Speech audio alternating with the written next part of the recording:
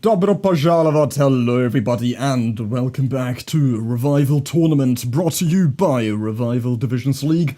My name is Mathis, and I'm your host and one of your casters for tonight. We are entering BO5 only territory, or best of 5 only territory. This week we bring you the lower bracket round 3, hopefully also round 4 depending on team availability.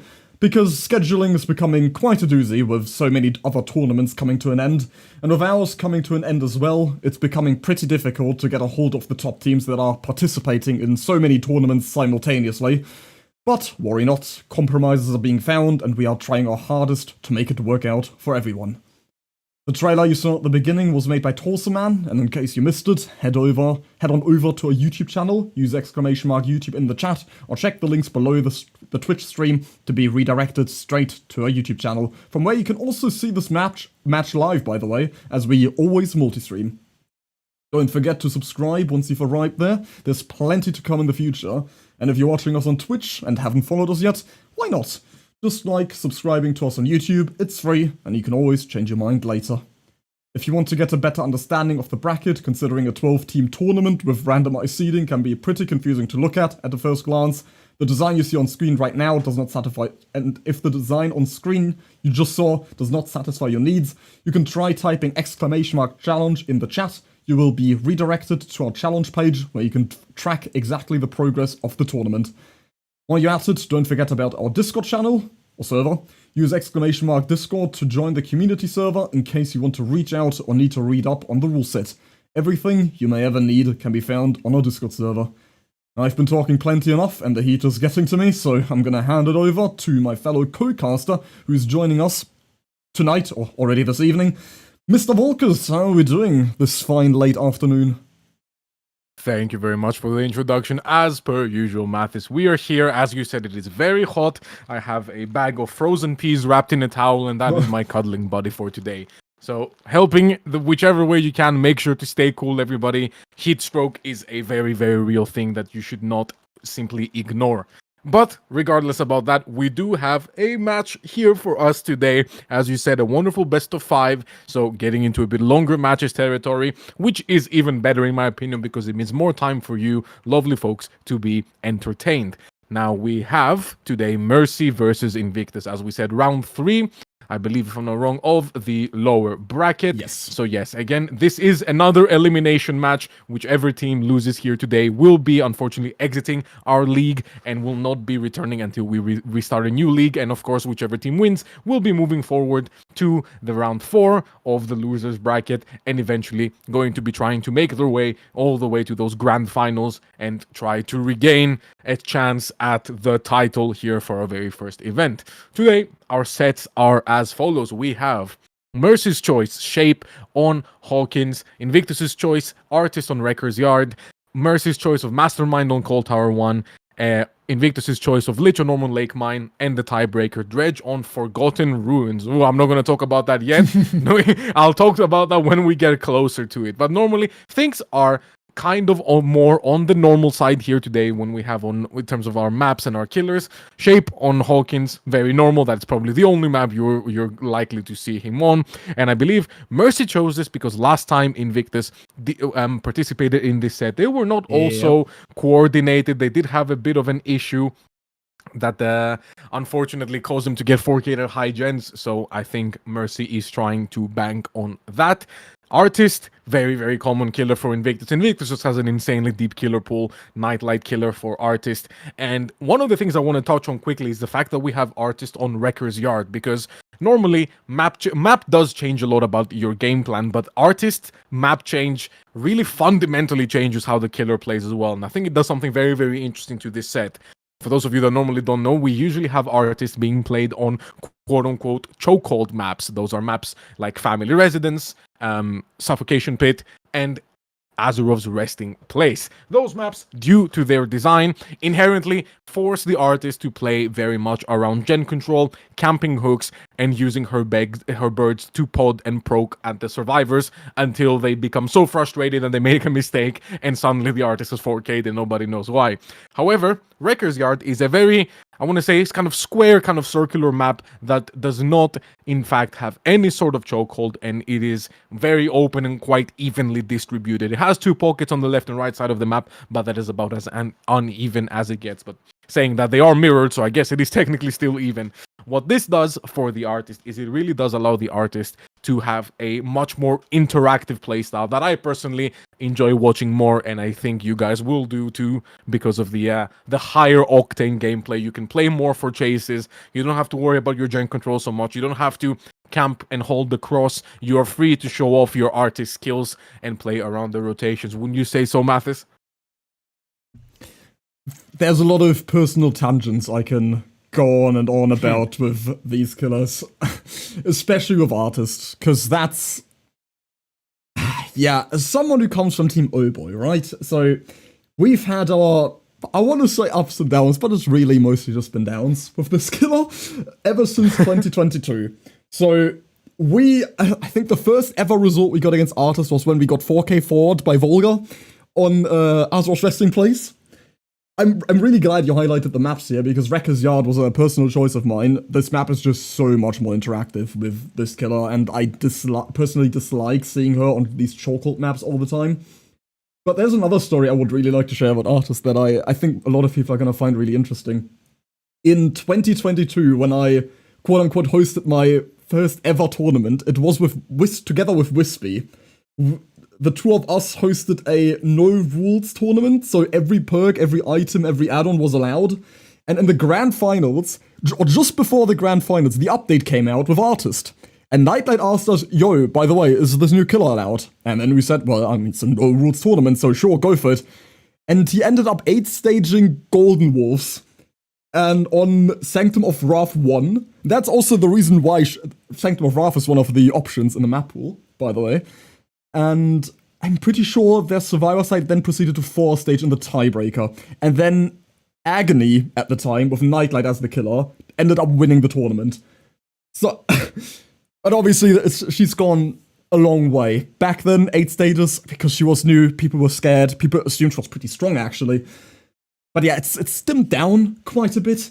I'm curious to see how she's gonna perform on Wreckers, because I mean, what's the average you would expect for an artist on, let's say, Azeroth, or compare Azeroth to Wreckers to your mind? Because I would say it's anything from 4 to 8 stages is what's typically expected, but I've seen 4Ks on 2 before as well, if you get really good chokeholds, and yeah, just really good totem spots, and then just spam crows, play Bloons tower defense from where you're positioned, and then just lets one guy die, and the team pops 3, but then you're stuck in a 3v1 or 2 dents remaining. So it's really all over, isn't it? Yeah, for sure. Artist is one of those killers where the results can wildly vary because, again, it has a lot of options for the macro side of the survivors to go wrong, and then the artist can very heavily capitalize on that. And it depends a lot on RNG as well when you spawn into the map, what your gen setup is. Yeah, I mean, always, right? But especially on so-called maps, if you have, I've even seen 5 gens on top side of Azeroth, and then the artist can just have a field day, especially with the rapid brutality type stuff, not allowing our survivors to make even more distance. Very, very common perk choices, especially if you take a bad crow hit. But assuming that our survivors are not absolutely messed up by RNG and they don't make any ridiculous mistakes, I would say the artist is between sort of 5 and 8 stages on average, I would expect, on these chokehold maps. And well, it has been so lately, at least. For the sets I've seen her on such things, ignoring the fact that my team got 4K'd by them as well in Prac, and we were not happy about that. And then you would get, between 5 and 8 stages. I think is pretty normal.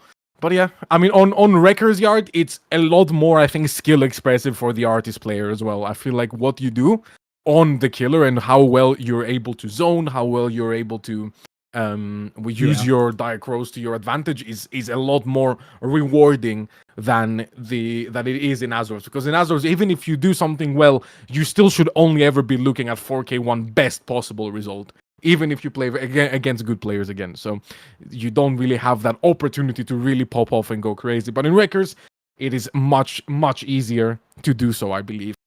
But before we even get to that, we do have Shape ahead of us first, as we're now just about getting ready to set up the lobby here. We're going to have Merced on the Shape, and I don't remember if we've seen Mercy particularly play this killer. I mean, obviously, you'd never pick something into Invictus that you're not 100% confident in, even though I think we are slightly picking off of Invictus's previous failure and their slight that they probably believe that will give them an advantage. But at the end of the day, it's an indoor set. It's all about coordination. Michael Myers is a killer that requires a lot of resources to be thrown in his face as well, so can easily create dead zones if you have, if you're able to give away that early stock.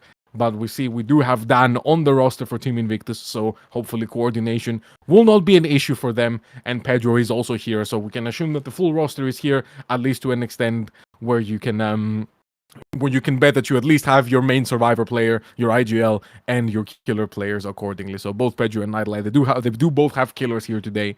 So glad to see them all here in good standing. One of the things though about Team Mercy, they are missing a player, I believe. Outer is not joining us here today. Not exactly sure why. However, he will not be here today, so he is one of their main roster survivors when it comes to chase sets. So he might not necessarily have been seen on the Shape set, but he would definitely have been seen at least on Mastermind set. So even if somehow we have a 3-0 for either side, Mastermind is for sure going to be getting played, which is a chase set. So it will be interesting to see whether that loss of a core roster player makes a absolute huge difference to the results we would expect to see here today. But if speaking of Mastermind, one of my personal favorite killers, probably my favorite chase set, is we have two of the best Masterminds in comp here today, Mathis. Two players that I love watching play Mastermind, Pedro and Merced. Merced impresses me so much every time on Mastermind, especially against teams when, quote-unquote, he's supposed to lose to. When teams that are slightly above the weight class of Mercy, supposedly. I always find Mercy does really well when he's backed up, and I think he's a great player. And of course, Pedro really needs no introduction. One of the best killer players on his favorite killer. So that is going to be an absolute joy to watch for sure.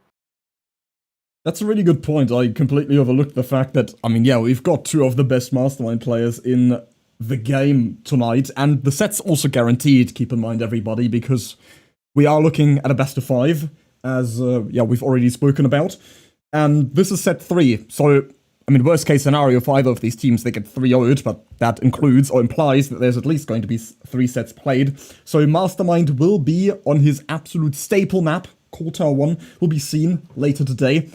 I would presume the two best we have in the community are Pedro and Obi. Do I get confirmation? Do I get... I would say, yeah, I mean, if I was to list the best Mastermind players, at least the top 5, I would say Pedro number 1. And then in no real particular order, I do think Obi is definitely either second or third. then I would say you probably have Then you probably have Merged up there. Who else can I think of that is a top 5 Mastermind player? Because I feel like a lot of killers do play Mastermind, but super high level Mastermind is very hard. I mean, probably very difficult the Umbrella killer because I forgot who played. Was it Grenout? Because I remember they beat Praxis on the Mastermind set in this tournament. It wasn't Booba, was it? I don't know if Booba plays Mastermind. So. It should have been Grenout. Maybe.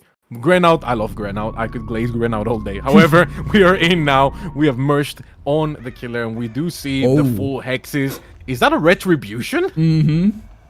Can you... I don't even know what that does off the top of my head, Mathis. I will not lie to you. I'm not aware. Do you know what this perk does? Well, Retribution... It's aura revealing, right? Oh, yeah. Retribution, I remember when the perk first came out, was super strong. And it got perma-banned in most tournaments pretty quickly. It's a very strong aura reveal perk, but I mean, look at what we've got right here. That's 2 totems cleansed. That's going to be good. Counterforce on the builds! To Undying. Oh no! Beautiful. It's goodbye to Undying and the Retribution, but as you can see right here, we've got a timer running on Retribution, and Merch's got Aura Reveal on our Survivor, but that should be from the add-on that he's running. But yeah, we see every Survivor revealed right now, and that is what Retribution does. Gonna need to look up the exact numbers, I'll give them to you in a second. But Merch has already got tier 3 now off Dan.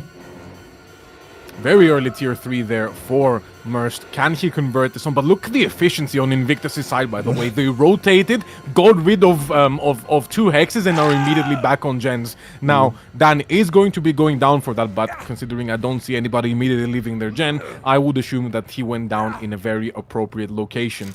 We will have the Pentimento in the back pocket to get rid of all of the, to make use of all of the already cleansed hex totems. But yeah, we have Overzealous, Inner Strength I see in the builds, along with the Counterforce. So Invictus came out expecting all-out war on the hex totems. So I would also assume that Pedro will also have some hex totems in his build, since they were clearly prepared and aware that this is some possibility. We just need to keep the Counterforce Survivor alive to get rid of all of the Pentimento stacks as the game goes on. Because if you do not know, you never want to light all your Pentimentos at once. I know what it says on the perk, and it looks very fancy and like a nice idea to keep adding stacks of Pentimento. No, but please, if in your own games, light up 1 Pentimento at a time. Ideally, when you have Ruin still up, it's incredible. But yeah, if you're able to do so, only 1 at a time is best. Here we do find Nightlight all the way at the top side of this. This is a prison. Nightlight cannot really leave here, and is going to feed Mersh some stock. Very, very bad position to get caught in, but Mersh, very rightfully so, is going to take that stock, going to have that tier 3 ready to pop, and going to go interrupt this unhook. We do see scratch marks. It does look like Rocket is already deep in the basement. This is going to be a trade at best. I believe more likely than not, we will be slugging Rocket, who actually goes right into a locket, at least going to be forcing Mersh to guess, while leaving Dan to get out of this basement by himself. But can he do it? I think he realizes that he can't. He's going to force the head on, more likely than not, right? But we managed to pick up Rocket. Okay, so no second stage onto Dan, but that is going to be Rocket getting taken out of the game for a bit, as he's going to be getting replaced and hooked onto the basement.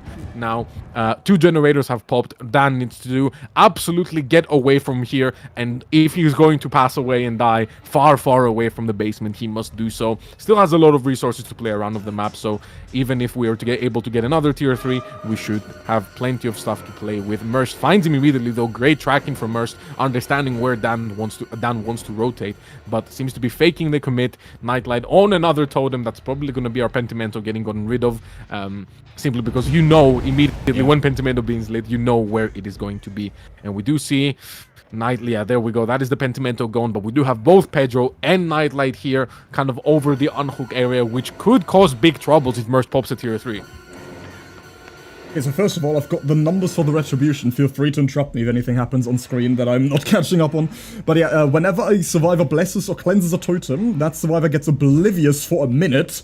And whenever a Hex totem is removed by any means, that's any Hex totem, so Retribution itself or anything else, the auras of all survivors I'm going to interrupt you right now because Mersh is seconds. brutally body blocking Pedro. Does he get tier 2 onto Rocket? Wait, that was incredibly well played, but so close. If you had only body blocked him for a second longer, then that would have been tier 2 onto stage 2 onto Rocket, and that would have been absolutely nasty. I'm sorry, Mathis, I had to cut you off for that. That was insane what Mersh was able to do there with the the mechanics of keeping the movement up. And now with the injured Dan down onto Pedro and Nightlight on the gen, there is a lot of work to do on Invictus' side. Rocket needs to last in this chase and needs to make it work for him. Is he heading into a pallet? He does have this corner pallet to play, but after it's been dropped with no distance, we don't really have much, but it links back into this way. This is actually a nasty setup, and Merst might even choose to leave, but no, finds Dan somewhere in the core. Somehow Dan got found.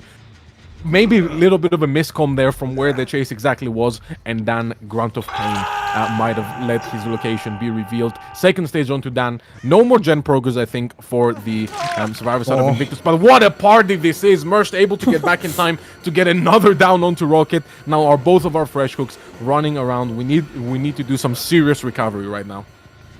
Yeah, this is starting to fall apart a bit, and he does have a kind of promising 3-gen in this area. I mean, he's got 2 generators he can control simultaneously, and the third one would be upstairs, which is difficult to reach, must give it that, but it can only be operated by 1 survivor at a time, so can't really stack it. The only boost you could ever get would be from Overzealous. You see Rocket now getting picked up as well. They're just providing these downs back to back. It's really difficult to play around this basement hook once it's been granted, and I mean, Merch has already gotten multiple survivors on it. He's only got 2 perks left in the game with that Ruin, and once it's cleansed, it would be, hello, good evening, Nightlight. Would be another Pentimento, obviously. Taking advantage of the fact that Myers loses all collision once he starts stalking, but Merch got a really damn nice chokehold spot in this location right here, and Nightlight will not be able to get the unhook, but right behind him there's Pedro going for the unhook, and yeah, he did get, they're all M1 now, so they've all been injured. Merch doesn't even need the power right now to get any one-shot downs, but I mean, ever since Myers has been buffed, he's also just so much stronger in chase, thanks to his extended launch, that also, yeah, I mean, as everybody knows, allows survivors to break pallets. Nightlight's gonna force the rocker pick here, assuming so that our potential tunnel out can get some distance, gain some ground, which would be Dan in this scenario. He's gonna be stuck on the portal room, but yeah, we see the Emerged heads straight over to this generator instead. He's got other priorities, wants to make absolutely sure this gen doesn't pop when he's getting some passive regression by that Ruin. The totem is not that well hidden, so our survivors might find it sooner or later. And I would like to make the claim that, oh, we see the hairbrush value there. I would like to make the claim that they have to cleanse it sooner or later. I'm not sure if Merch can profit from that Pentimento, however, but that is Dan being found now. And Volkuz. What are we about to say to Dan? Oh, Dan, maybe not the man in that situation, honestly. I mean, watch out, I guess. I mean, yeah, goodbye, Dan, indeed. I feel like there was a lot of, there was definitely a rotational comms issue there to have Dan walk right in front of Merst. And I was just about to say that Merst earlier, leaving Dan in the portal room and going to regress that gen is slightly of a greedy play. I understand why he wants to make it, because he does have that Ruin up and he's scared of another another generator in the far distance, which did in fact pop already. Nightlight gonna be dropping now, that Cracker gonna make it. Oh, the auto aim comes out, but I don't think he makes anything off of this. Oh no, wait, no, he actually does make this and forces them AM1 out from Merch. Absolute scam onto Merch there. We have just 1 generator remaining. Ruin still going strong though, and ideally, usually we want to get rid of Ruin for the 3v1. We do not want to be playing a 3v1 with Ruin active on any killer. Any killer that can make use of Ruin, especially on an indoor set, Ruin needs to go. So unfortunately, not being in a position to do so, all 3 survivors injured. We are looking at a very potential 4k1, especially if Nightlight dies right on top of this gen. Merst would be wise, I believe, to pick up and go, but never mind. Actually, he does in fact see Rocket, maybe scared of the different generator. Pedro is a good 70% on the up 6 generator. Great game sense there from Merst to actually not hard tunnel vision onto that gen and now go around and look and collect information. Very key moment to do so. Desperate Measures Botany going to be helping out with that heal, but Merst is in fact all too aware. Under the pallet saves in this patch are not even being attempted by comp players anymore. We have just given up on this idea. It is far too risky, especially with injured survivors around. In the 3v1, another down would mean the end of the game for sure. Pedro back on this on our generator, kind of leaving the top gen here, but this is arguably the best hook position you can ever have on this map. Fully body blocked on the stairs, and it's very difficult to send the 2-man, but Merce leaves it unattended, allowing the pull to come through from Rocket, as now we have Pedro coming in. Yo, this is a tough position to be caught around in. This filler pallet is really not ideal. He greets it. Oh. Can he get away? No, Pedro is going to be going down. And honestly, very well played game from Mercht, and got lucky in order to find Dan there and be able to go into the 3v1 immediately. But now he still needs to keep his wits about him, be locked in, watch out for any rotations, because this gen split is actually quite difficult to contest. And that ruin has done so much damage to these generators. I mean, we've probably already seen at least a full generator being regressed. Pretty sure it was Nightlight just now, yeah, working on this upstairs gen. And he would be the overzealous survivor, so this is exactly the player you would want on this upstairs generator. As I said previously that, yeah, you can't get any speed up or any boost from anything else here, really, because, yeah, you can't double the generator. Only perks would grant you that privilege. You see Merch now just walking past Nightlight. He would be another Death Hook survivor, so if he is spotted, I would not be surprised if Merch tunnel visions him immediately. And yeah, while Merch is trying to control the area, and we're probably gonna see an attempted unhook, or they might just run into each other. Nah, just barely miss each other. Nightlight getting ready for the unhook from upstairs. Is gonna force our killer to stay up here as well. We'll probably try to position his camera on the drop. I'm assuming he played with Terror Radius just now. But, yeah, I need to correct myself on the add-ons as well, because Nightlight is, not Nightlight, Merch is in fact running Dead Rabbit and the Jewelry Box. So, yeah, that's going to make his, the terror effect is the Terror Radius of his Pursuer mode. So, and the Evil Incarnate. So, during tier 3, he has an extra 25%, and during Pursuer mode, he's losing an extra 25%. So, that's going to help a good amount, kind of like a monitored abuse in that sense, as it used to be as well in with the old Mice. Rocket gets caught out of position, wondering, do they get the generator in time? Pedro might bait this, is what I presume, but I don't think Merch is gonna fall for the bait, and he's just gonna head straight back to his generators. And even with Overzealous, I doubt he's going to be able to pop this in time, because Merch should be just one or two flights of stairs away from interrupting his generator, and that is the case. Nightlight has to pre-leave it one more time. Still has Ruin in hand, so just gonna slow the game down so much. But actually playing this upstairs room, and this room is super underestimated. I mean, look at this, 2 windows, Volkuz, right? Actually, this reminds me of the Nightlight clip we saw back in the day. He's actually forcing the locker, right? Never mind. 2v1 we go. But yeah, Nightlight, we know for a fact he knows how to play this room. There was an old clip that kind of made the rounds back in the day that in fact did show that room being abused maximally. But now, 4k1 completely out of the question. The last generator has popped. We end up dropping Nightlight now? Okay, it looks like we want more. We want to at least try to play for this 4k0. We do not want to allow stages out of the door. This, again, might be slightly greedy from Merch, as I guess everyone is injured, he kind of knows, so never mind. He's able to get Pedro, this is the second time he has paid for a greed with his life. So Merch, absolute Giga Chat, does not care whatsoever, goes through every pallet like it's no one's business now. Rocket, the last remaining survivor of Team Invictus. Doesn't look like Merch is too interested to try to guess where Rocket is, as he simply doesn't really have the info right now to know. I'm gonna pick up Nightlight, confirm the 2v1, and Rocket will be looking to get his out, which I believe he does. I don't think Merch can make it all the way back here with Rocket unable to. So that's gonna be a total of 10 stages overall for Merch, which he should be happy with, but I don't know, 4k1 was very difficult in this situation, I feel. The gen spread was quite far, and we were not able to really have any Pentimento to help us out at the end. A lot of anti-hex protections being brought by the survivors, so Merch's build did slightly get countered, even though we were able to keep the Ruin deep into the 3v1, which is so important. So much pressure there. Anytime you need to pre-live against this killer, especially if we're going to be playing injured the entire time, I think our Invictus was for sure in the mindset of pop all those generators for sure, and don't let them just get anything for free, even if it means we kindly have to play a bit risky.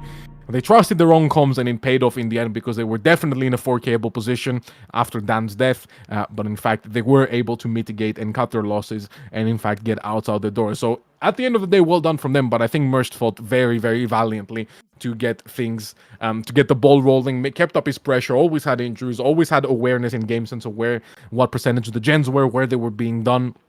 And yeah, as I said, Merst really impresses me as a player very, very often. Quite unfortunate also that his hexes were removed pretty much immediately into the match. If we do not recall, the first down happened, we had all the hexes gone, Dan in chase, and 3 survivors on separate generators pretty much immediately. So it was a very, very efficient early game from Invictus to propel them into getting outs later on.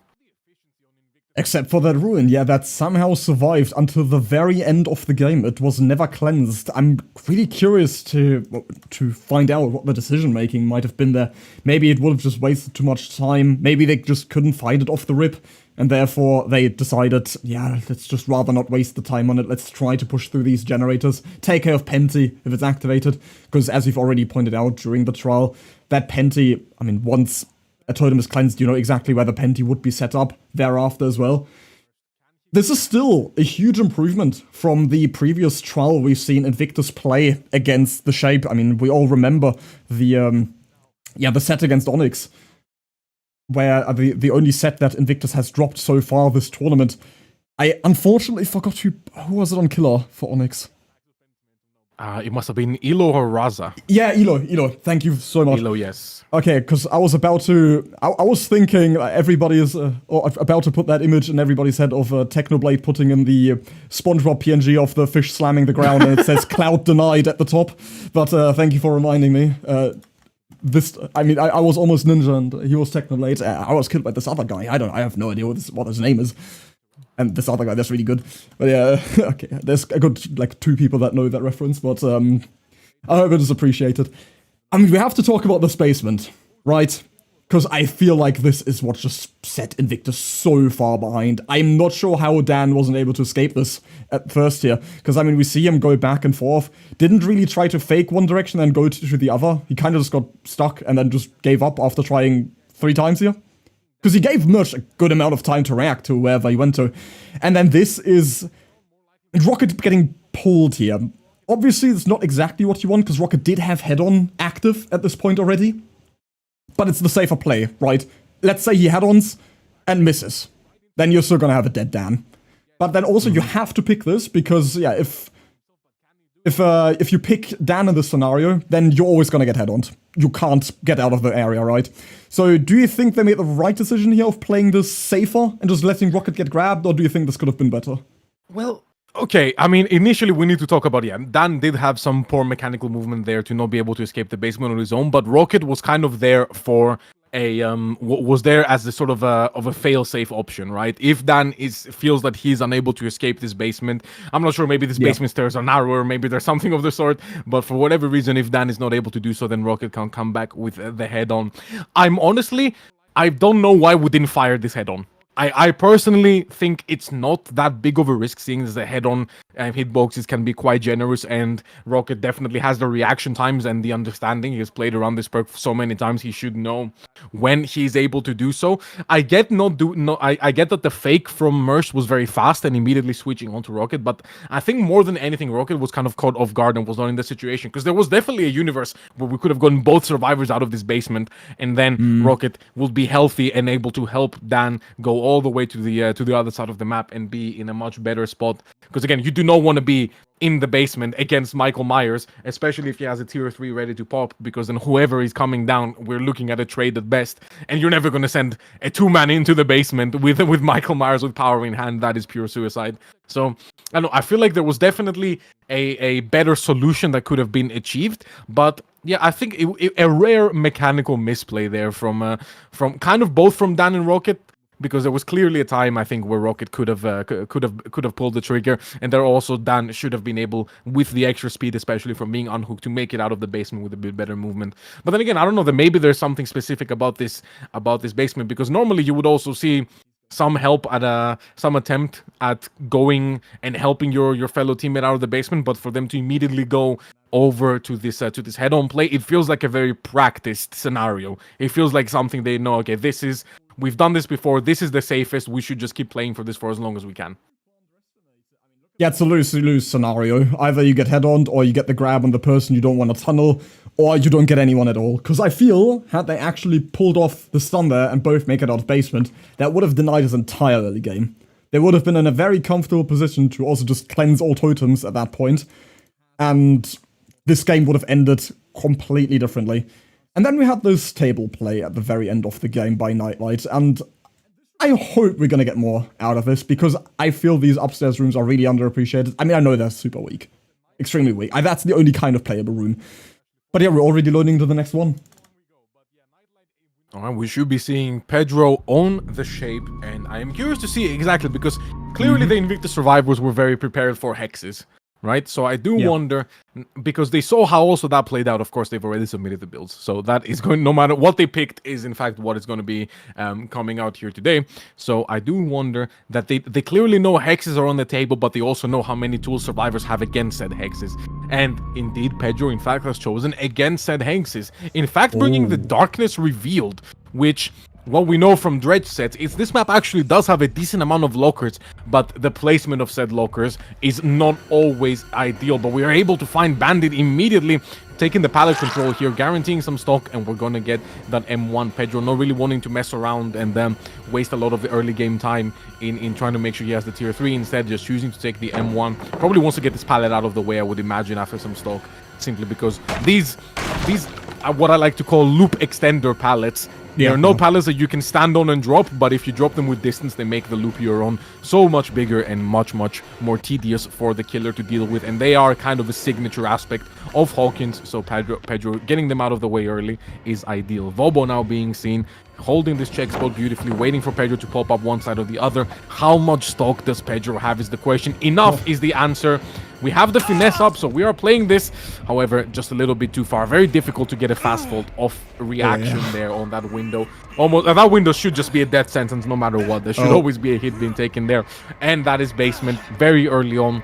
With the difference now that we are clearly seeing between Invictus and Mercy is that Mercy gave away a tag in the first hook stage and doesn't really have much gen progress to show for it. Instead, Bandit is just kind of chilling there. We have 50% on the gen, but yeah. Actually, no, they do have it. The HUD was just lying to me. Okay, we have 2 gens at 50. That is absolutely more than fine. I am so sorry, Mercy. I love you. We used the Darkness Reveal. Did we get any info out of it, though? Didn't really seem like it, though. I didn't see any survivors revealed. I didn't see any survivors revealed. It looks like they're going to remain in the darkness for now. But Pedro cleaning up this area. And again, having an early down like this, he needs to play for high stages or maybe a 4K0. So ideally, Vobo would go second stage, but again, camping just by sitting on the stairs is a foolish idea, because you are allowing survivors to just go and do whatever they want for the time it takes for that 70-second hook stage. So, and then even risking the pull. So you want to bully survivors off of the gens a little bit. Gonna use that Darkness Revealed again to see if we can grab eyes on the rotation. And we do! Wait, this is massive value right now. Grabbing eyes on the rotation here. Can we swing up and block the doorway? Yes, we can. That's absolutely huge. Pedro now has ultimate control over this situation. We can get a lot of stock onto Merchant. We know that 2 gens popped, so it's going to take a few more seconds for any other rotation to happen. Once the tier 3 in the back pocket before we go back to the basement, but Vobo goes second stage, and now Pedro has free reign to pop these tier 3. I think he must be really close to it. Find somebody, pop the tier 3 whenever he wants, and populate the basement once more. So strong in this situation. You know, we were talking about the aura reveal earlier. He's not running, because obviously nobody can really see the add-ons with the current funny spectator bug that's still not been fixed.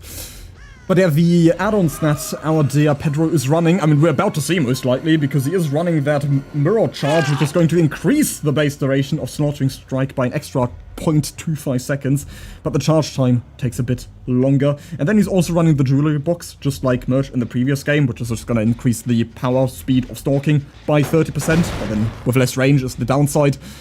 But I mean, especially on a map like Hawkins, that's just incredibly good. It's the same as J. Myers Memorial, as per before the change of the killer, which was arguably his best add-on, and it makes complete sense that we're still gonna be seeing it. Our survivors opted to go with a different basement, because it is up to the survivors to decide which basement they go with, because they get to choose the offering for the basement, where it's supposed to spawn, either main or the other side of the map. And we did get the opposing side this time around, and we see Vobo sacrificed immediately on his first hook from, yeah, stage 1 to death. So that is a survivor eliminated at 3 gens remaining. And, I mean, I don't really need to explain this any longer. A 3v1 enforced this early typically spells out a very grim result for the survivor side. Yeah, this is absolute tragedy right now for Mercy. Never being able to get that rotation. I mean, Pedro controlled it beautifully. It was absolutely masterful how he was able to be on top of it, knowing exactly when to push and pull to not allow any free pull or anybody to sneak in for any reason. It was actually very masterful. I think we can all learn from that and study that a little bit. So now Pedro has injured Bandit in his sights, has the tier 3 ready to pop. Tyleon is also injured as well. So now we are in big trouble. We do find our only healthy survivor, Merchant, and we're able to pop the power onto them. Running right into the killer. Send it pro max from Merchant.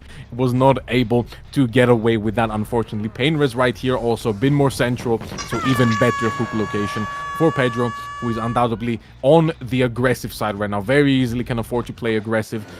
Trying to find whoever is around here, does find Bandit. I think we might be looking at a potential 4k3 right now, Mathis, as Bandit will certainly not be able to reach this unhook. Tyleon, I think, is on the generator on the far side of the map, waiting maybe for Bandit to take this far away, or at least try to bait Pedro into leaving. And yeah, that is just absolute tragedy. Pedro was just too dominant. He was just controlling the rotations way too well. Didn't give them the opportunity to save themselves from going 3v1. And yeah, I feel like that is just all she wrote for Team Mercy's first round here in this match. That's going to be, I don't want to call it prematurely, but I will for once. I think that is going to be a 1-0 to Invictus in this best of 5. And it actually comes in really clutch that Pedro is able to 4k earlier because... was it? Oh no, it was Team Mercy that... Oh yeah, I was gonna say, because I'm pretty sure it was Team Mercy that changed their builds after having submitted them. So that's gonna be a 1.5 stage penalty for them. So yeah... Something tells me that's not gonna matter. Yeah, something tells me. Yeah. Yeah, well, I love having to cast as well, because I have to simultaneously figure out things in the background, so that's always pretty challenging. But yeah, anyway, it was Mercy, because I first thought it was Invictus that brought the wrong perks, but it was in fact Mercy. So they take the 1.5 stage penalty, which is what you see at the top. So instead it would have been an 8.5. So you know, if Invictus any 3 stages out of the game would have been the win. But I mean, we just saw a very, very, very quick 4k3 by Pedro.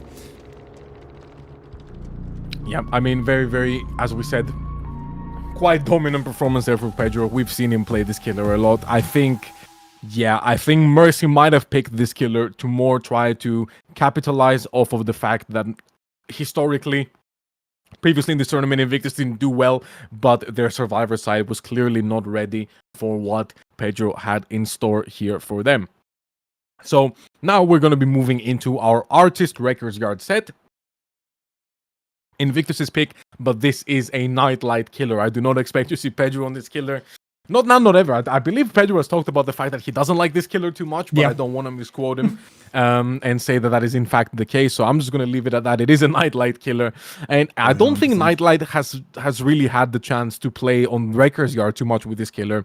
As we said, as we spoke about earlier before the game started, historically, this killer always on chokehold maps, and that has been the case for so long now, Mathis. You know even better than me that how long has it been since we saw Artists on anything else? Like it almost never happens. Yeah. So yeah, pretty much never. So I think Nightlight might love this. I think Nightlight might have a bit of a field day with this as we get the lobby all nicely set up. And yeah, we do see, yep, for sure, as we predicted, Nightlight is in fact going to be the killer for Team Invictus's side here. But yeah, I did touch on it brief earlier, but for anybody that might have not been here, I want to say this is a very, very different map normally from what we see from the Artist. Normally, you will find the Artist on chokehold maps such as Azor's Resting Place, Suffocation Pit, maybe even Sanctum of Wrath or Family Residence, some Yamaoka, or something. Very long maps that have a sort of compressed mid-map that then you can go to be able to cut off rotations and really splits the map from top to bottom, which then you can play around gens. But unfortunately, that map does really encourage camping and a lot of poking style of the Artist. So you sit up, you get a hook in your gens, and then you just sit there and poke until the person is dead. You don't allow their rotations. You hold the chokehold, and you keep with your macro in mind which side of the map survivors might be on, and you can simply play around that info for the rest of the game. And I think Mathis and I both agree that can get pretty boring. quite quickly. So here on Wrecker's Yard, you do actually have a map which is a lot more square, a lot more evenly split on both sides. So you have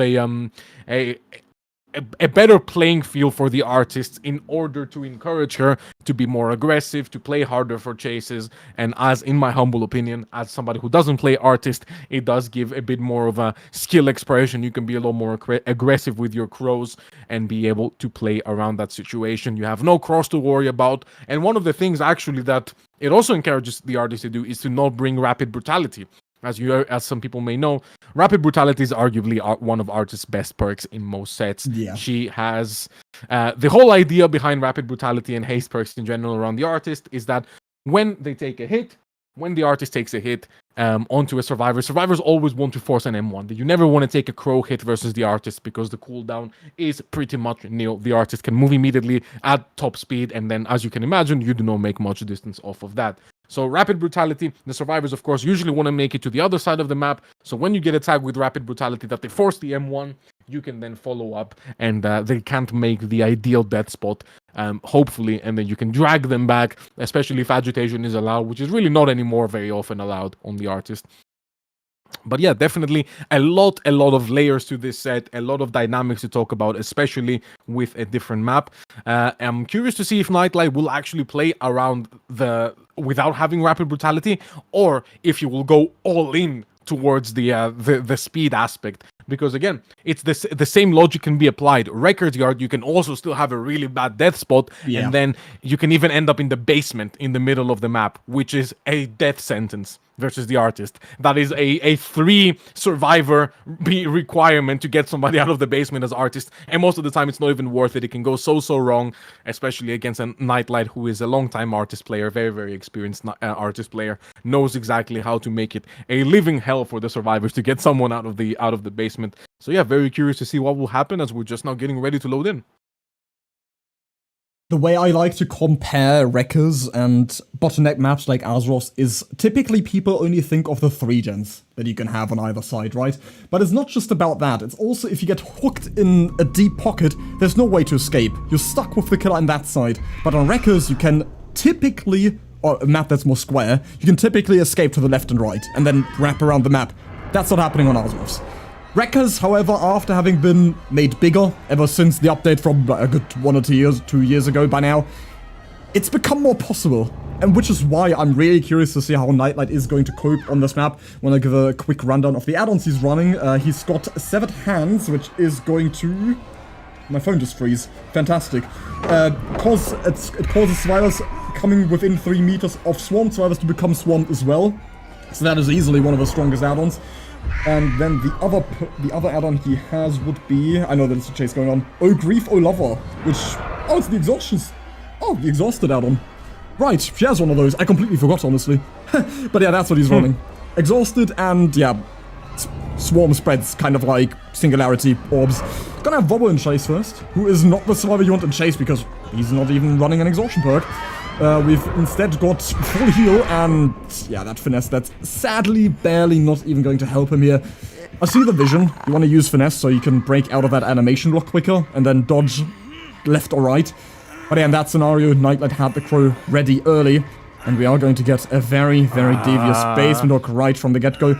Also, quick note, I know Nightlight is not running agitation, but agitation is allowed across the board, so we could have seen it on Artist as well.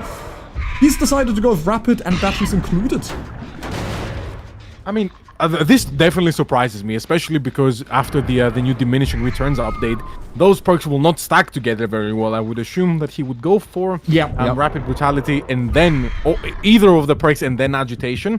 But he already got the basement hook he wanted after Vobo failed to use 5 moves ahead and get that extra distance. Nightlight had already placed the bird, and now Nightlight is very free to camp this and then be able to play around it.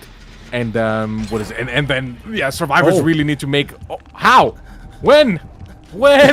Merst is already down there, ready to get this pull whenever, and now Nightlight thinks he's protecting this rotation, but in fact we are already there. Is Nightlight there ready for it? Don't know. He is.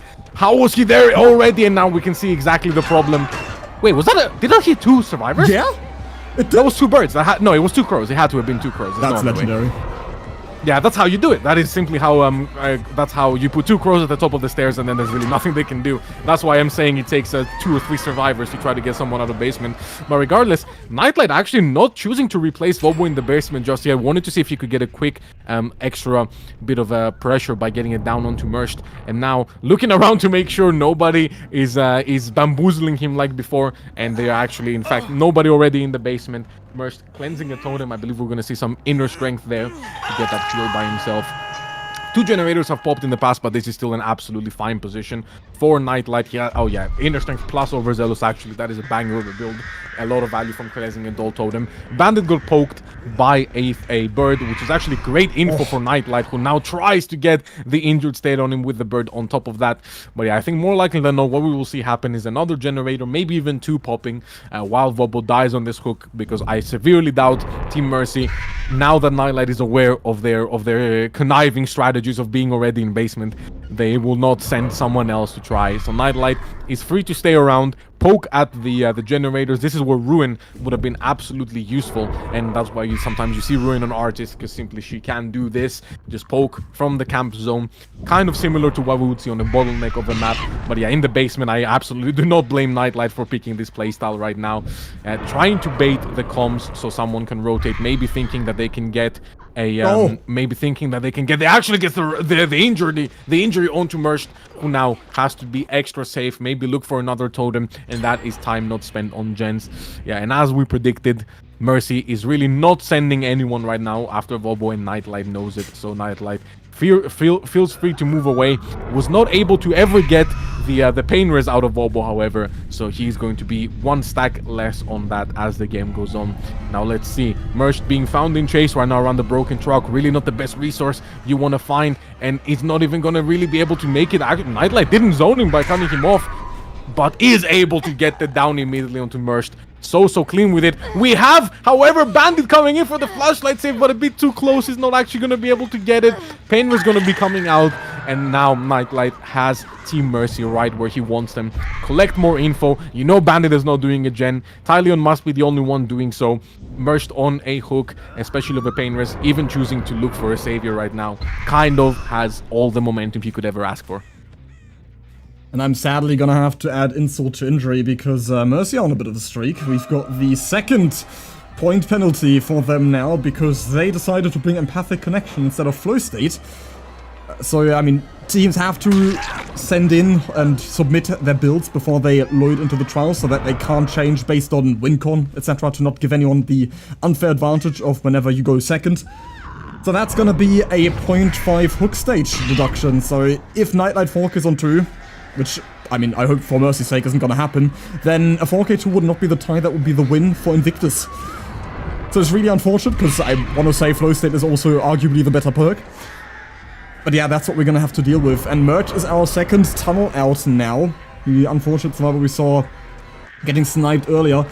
And that snipe was also so painful, because not only is it an injury, it's also gonna deny the overzealous, right? So he would have to get another totem for both of those perks to be reactivated. And that's yeah, quite the chore to do. We do finally get the penultimate generator popping. And I've got the final on past the 50% mark as well, so we might take this further than I expected, even though if it's been Vobo's 2nd turn to be tunneled out. I mean, can't even talk about a tunnel out, can we, in the Maya set, because there was no opportunity to tunnel since he died on 1st hook. This time he at least got unhooked once. It's pretty rough for our survivors now, because I'm pretty sure these generators are also somewhat nearby. We've got Shack, we've got the generator on the truck, I believe, and then another generator in between. Yeah, we've got a... This is what you would call on common callouts. This is what you would call a topside 3-gen. So that would hurt quite a lot. It's going to be really difficult to recover from, especially our survivor is at least not hooked right inside.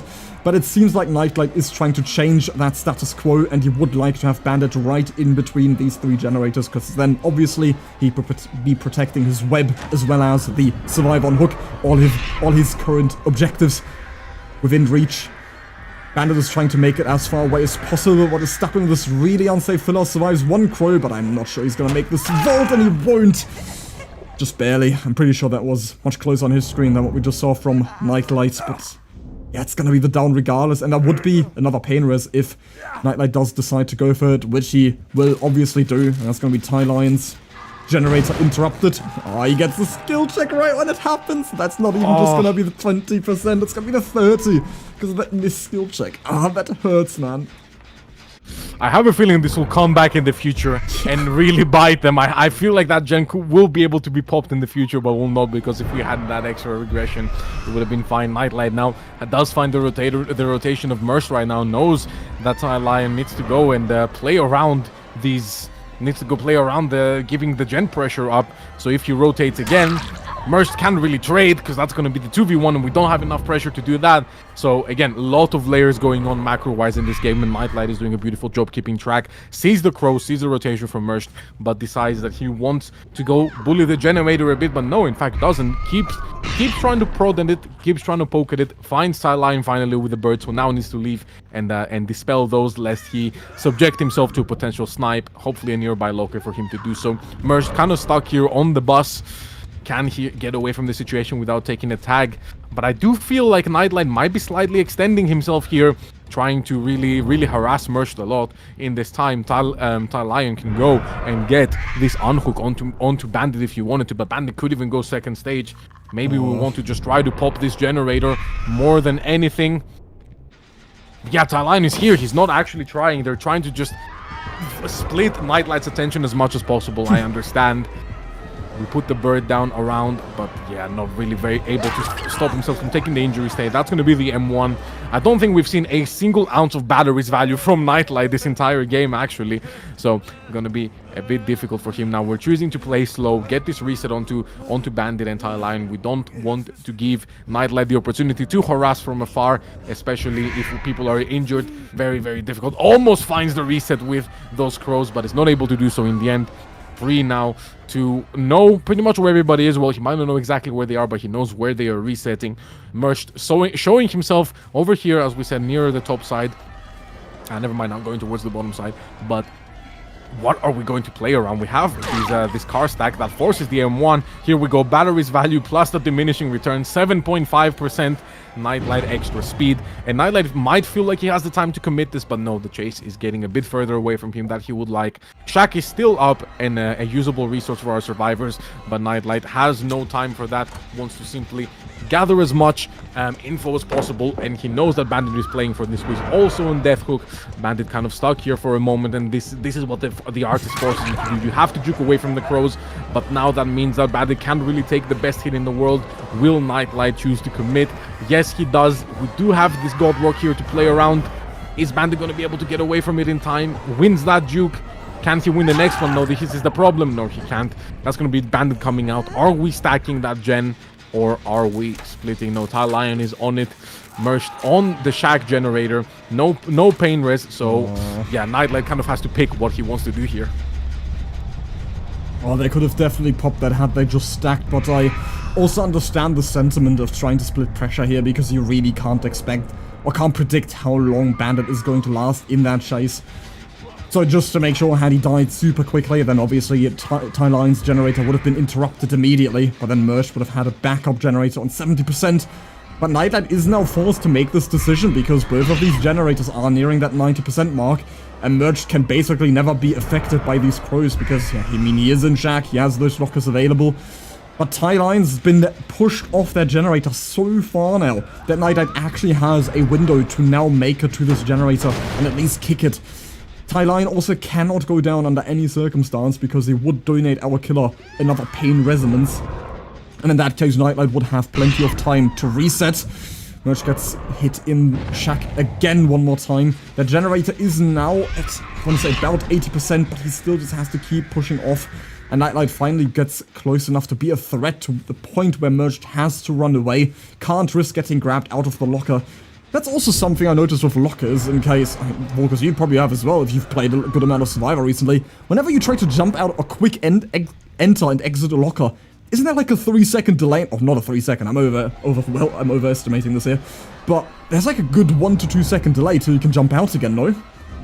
It does feel like that, actually. Yeah, I'm not sure So when this annoying. really started happening, but yeah, it's definitely a big hindrance. And I think Twins and Artist are two killers here that get very, get a sizable advantage off of this. Lion now being found is going to be taking his M1, can't really stop it from happening. That's going to be the Rapid Brutality. Does Nightlight believe he can 4k1, or is he going to go Merged? Not even on a gen. He's trying to keep himself healthy. Lion obviously called that he can take the chase away, so we're banking that Nightlight will want to commit this, give Merged the chance to reset, and then maybe get another gen done. But this will be pain rich, so I'm not exactly sure how I feel about this decision. That extra lunge range speed from the 7.5% haste is going to be absolutely huge. Now, Nightlight has definitely called and clocked on to the fact that Inner Strength was in play. And yeah, all that is left now is to find Merged, and the 4k1 is in the pocket, which is for sure not the result you are hoping for on the Survivor side. As we said previously, Artist should be sort of mid to high stages. Absolute best possible result you can ask for is 4k1, but that usually happens in maps with chokeholds that the Artist really excels at holding. You see the pull coming out. That's going to be no severed hand value actually there. Wow, I'm very surprised. Merged going to be taking that M1 tag, and now yeah, but the gens are regressing, and that is the problem. Now Merged can be freely committed onto for a moment by Nightlight. Has to win a 50 here. No, he's not able to do. Chooses to go for the window, but we still have the extra speed from batteries, and our survivors realize that the game is over. 4k1 is honestly quite brutal. I mean, it's a possible result. It's definitely not a result that you look at and you go, oh my god, how did this ever happen? But yes, actually penalty, you're right. So as we did mention earlier, as Mathis mentioned earlier, Mercy has received a 0.5 hook stage penalty. So that means that even if they were to get a 4k1 here, that would not be enough to solidify a tie. In fact, they need to 4k2. Tie is no longer an option. So it's a very difficult task to try to 4k2 Invictus on Artist. And honestly, without being a doomer, I think we might be seeing Invictus going up 2-1. The 4k1 tie was definitely something that I would never say this for, but the fact that they need to 4k2, yeah, no. It just feels way too far-fetched, Mathis. Yeah, I want to say it all. That timing later in the game. And we're gonna look at the clip in a second as well. First of all, this basement hook, right? So early into the game, even though Merged was already in position to get this unhook super quickly. But then, I mean, what happened here with the Crow's Volkuz? Two crows, that's yeah, you can see one in the middle, one on the top side of the unhooks. That means you can injure both survivors coming down. And mind you can do this with 3 crows, by the way, and get 3 injuries if they send 2 survivors. So the only realistic way to outplay this situation, by the way, for all of you that are interested in Survivor, is have one person on the top of the basement stairs and one on the bottom, the person that is going for the unhook. And the person at the top needs to take the crows, like put the body into the crows to dispel them like that, and then the artist can't use them. But of course, any artist worth their salt is just going to sit at the top, and the only other thing you can do is try to juke the crows and try to bait the artist into prematurely sending them out.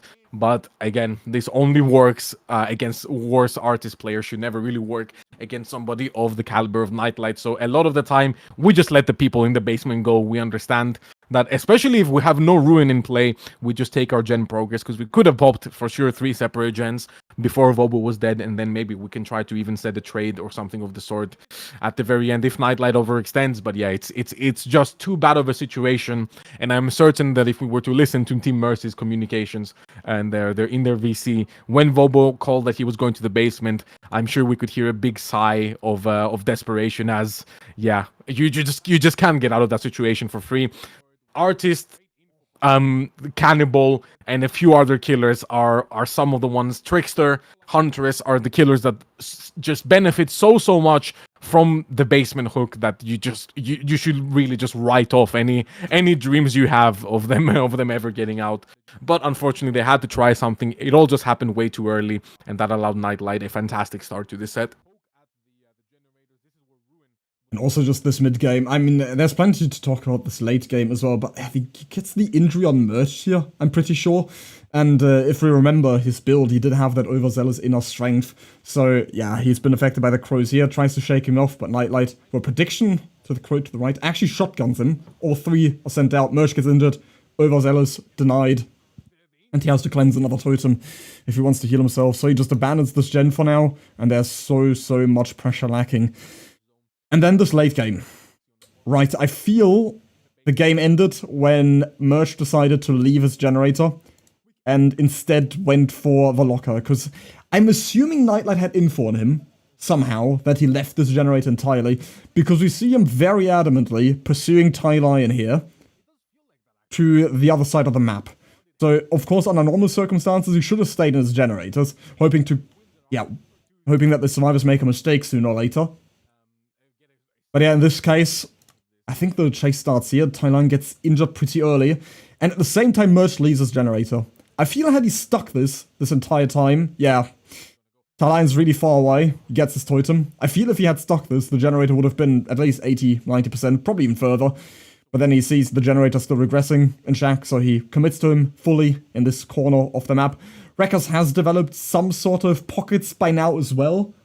So, as we said before, you can kind of camp a pocket like you could on ARP and create this bit of a chokehold. This was either just really lucky by Nightlight or a crucial miscalculation by Team Mercy. But I feel this is what sealed the deal in this late game, and this brought it to the point where they could no longer recover, because yeah, once you get this first hook, you get the pain res, and from there on, you can also just snowball from one hook to the other, because obviously once a survivor's on hook, then you're always gonna know where both are if he ends up getting unhooked sooner or later. So this was kind of the end for the game. Yeah, I feel that was definitely the nail in the coffin, the final one. But yeah, the beginning of the end started way earlier with Vobo. And yeah, I feel like Nightlight was simply in control the entire time. It felt like he knew exactly where people were and what things were going on. You could say that he kind of overcommitted to Merged earlier in the rotations when we were trying to pull. When Lion was working on the gen for my comp knowers on 11, and then yeah, we tried to so hard deny the unhook from Merged that somebody bandit could have gotten it. However, it just simply did not, it just didn't come out. So I do feel like there were some macro mistakes. I mean, very easy to say that in hindsight, but I for sure think Team Mercy could have had a bit more solid of a macro and made some better decisions on the survivor side that would have given them a better chance at not getting 4K'd. And now their killer needs to 4K too if they want to continue on here.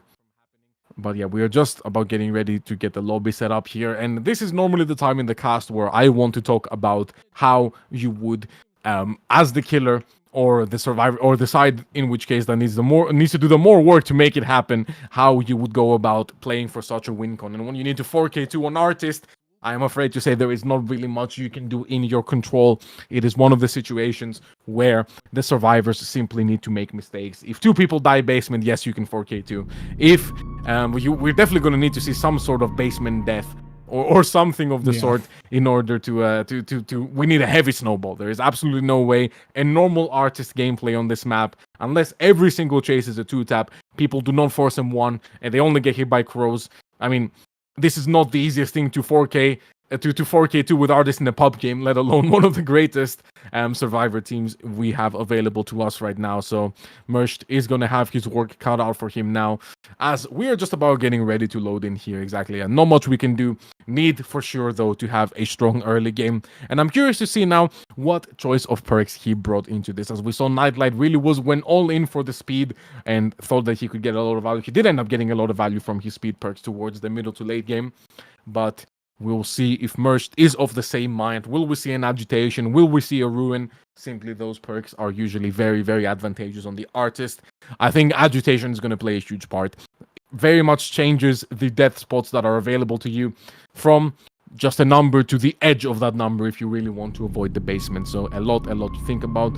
But no, we are all in on totems. Okay, Ruin, Undying, Wretched Fate, Pentimento. Very understandable build here. But yeah, no corrupt at the start of the game with this win con might hurt a little bit. We need to dodge this early game crows and avoid giving info. And if we have a counter force or something of the sort on the survivor side, it is sure to get a lot of value here. We do see Pedro on the Yuichi trying to take this very first chase, trying to dodge this crow when it comes out. Merged unable to confirm it. Going over to this double windows tile, not really the strongest tile. Pedro getting stuck on the chest. I'm telling you, cut coin is the way to go. Pedro getting stuck there, very unfortunate. Has the Shack to play around though. Artist can definitely shut down the Shack, and Merst is able to do just that. And that is going to be basement. What were we just talking about, Mathis? We might be seeing some of that right now. No basement! Psych. No basement! No, surely this is a misplay. We want to hook on top of the Pentimento, Yeah. I get it. But surely, I'm sorry, I just simply cannot agree with this from Merst. I'm not sure. We'll have to see how it plays out. A quick note on the add-ons again, since you can't see them. So he's running the Severed Hands like in the previous game, so Crow Spread. And this time around he's running the Festering Carrion, so that's going to reduce the cooldown of the birds by 0.5 seconds. It's a bit of a more aggressive add-on combination in contrast to the Exhaustion add-on we saw run by Nightlight, and if it goes, it goes, right? That's a flurry of hexes being cleansed just now, and I wouldn't be surprised if they're going for this Anuk pretty soon as well, because without the Anuk they also can't get this Totem cleansed unless they try to go for Mission Impossible and cleanse before they get the Anuk, which not sure how I would rate that decision making. It's definitely much more difficult to pull off. We'll see how this turns out, because, I mean, as you pointed out, weird that he didn't go for the basement there when it was gifted to him on a silver platter. We see Nightlight in position now, starting to grow near for this potential Anuk. We still need a second in position, however, yeah, we see Rocket now running in. Merch can easily body block this from one side. Oh no. Oh no, but we do end up getting auto-aimed onto the Hook Survivor. That's started happening so much more often in the latest few patches. This does frustrate me a lot, and I think a lot of my killer players will agree that this has been happening to them a lot of it. Just overall auto-aim has been turned up to the maximum, I feel, and this needs to go. But my personal feelings on auto-aim aside, now Pedro looping back away to this car filler. Very strong filler usually. He's able to juke away from those birds. One of the best chasers in the world. How long can he last here? We do only have one generator pop right now, but yeah, great play there from Mersh. I did not know Mersh was this demon on the Artist, I must say, but he clearly has a very solid understanding of the killer. Can we get the Pentimento out of the way? No, we're still going to be hooking on it again, and this is yeah, that is absolutely huge. Now we also have Wretched Fate active. The first generator has popped, so Nightlight is our obsession and is going to be performing actions much slower. I believe a 33% slower. Yep. But I think we see Rocket already on that totem. So very big problems there whatsoever. We're going to be left buildless soon. But we let the pull go for free. Merce overextended ever so slightly. Actually does get the tag on Nightlight in return. But now it is all up to Pedro. He's going to make his way to the Shack as fast as possible.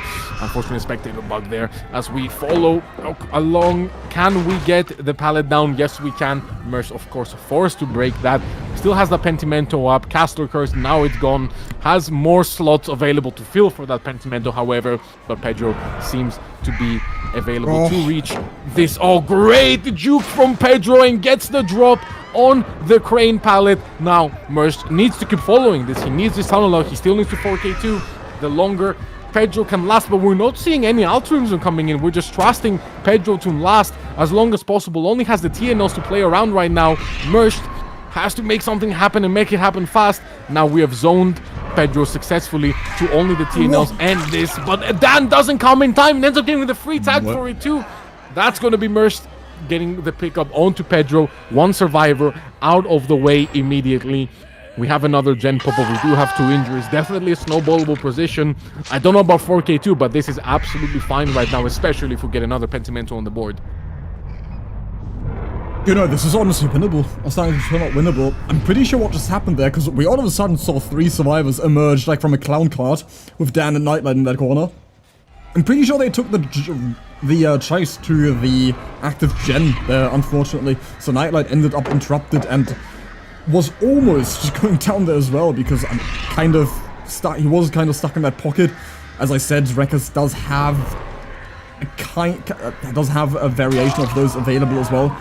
It's all 4 survivors injured right now, but as you've already pointed out, that is a perkless merged until he lights that Pentimento, which he's just done. Then gets the reset in time. I wouldn't be surprised if Nightlight gets it soon as well, but no, merged unintentionally or intentionally interrupts the reset between the two. And does find our Adam player, who almost runs right into... Oh, that was brutally close. He gets the crab. I mean, this is starting to look really good for him. Doesn't have the pain res, unfortunately. And our survivors are also just gonna split the pressure with one on Penty, another on a hook, on a generator.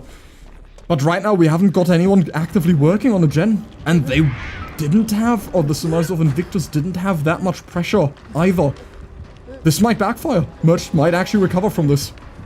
Yeah, Merch definitely in a much better spot than expected. Rocket now gets that reset. We do get the pull onto Nightlight, but that's going to be another injury coming out, taking away all that sweet resetting Dan did with Rocket earlier. Dan now being the one to get committed, as Merch is going to be focusing him on the chase, puts the close down again. Merch just... Oh my god! He's so nasty on the artist! This is the last Pentimento available to him, I believe. So after this, if this gets cleansed, we're going to be looking at a fully perkless artist, which is for sure not what we want to see. Merch taking a gander at and a guess at where could the reset possibly happen. We do have the Rocket with the Overzealous, with the Inner Strength, and the Counterforce on Nightlight. So we definitely have a lot of potential Hex Totem finders right now, but... yeah, it doesn't seem that Invictus have had a lot of coordination going into this set. Rocket, I understand Pedro taking the chase to an active gen simply because you just tell him to last wherever you can and last for as long as you can. But I don't think we really had the necessary rotations to get away from it in time. Dan still comfortably on the ground for now, as Rocket does get tagged with his birds. Are we going to be able to get a tag on him? No way! Merged is so nasty on this killer. Oh my god, he just keeps converting every single swarm to a hit, and this is really bad. Nightlight is going to be getting the last Pentimento, but Rocket needs to last, and he doesn't have a pallet to do so. No exhaustion to help him out either. What can he even do here? The pickup onto Dan needs to happen sooner rather than later. Finds himself on that filler pallet, is able to juke just in time, has the 4-lane now. Game-saving chase from Rocket. Absolute hero situation. That's not going to be enough to get the down, but that's going to be for sure a swarm onto Rocket, who just keeps holding W, but is going to eventually be going down, which forced the locker, avoiding the slug, and now the raise set has also come down onto Dan. Rocket, our hero, for really taking Invictus out of a very bad spot. There was about to be a 2-slug, but still no gen pressure. I'm always concerned when killers decide to go for the slugs instead of the hooks, because if you don't hook, you don't lock in your progress, right? You don't get any progress on your hook stages, and that's what matters the most. You can't really bank on bleedouts to happen. I understand the scenario he was in, that it was pretty lucrative to go for the slug, because, I mean, yeah, once you have everybody on the ground, it's GG's. Also, if you have 2 people on the ground and the third person you have info on, and that's already kind of where it starts to become, starts to look really promising for the killer. But now the position he's in, right? Nightlight was able to cleanse the Penty the second time, or the Undying Ruin, the third time, sorry. Good amount. Dan gets down on the unhook now, but Nightlight has a good amount of pressure. A 4k2 would suffice for Merch Server to win, so Nightlight has to make a move here. See the Firecracker come out, but Merch is just gonna wrap around, and Dan does not have... Why would he play it like that, man? You could have got the down.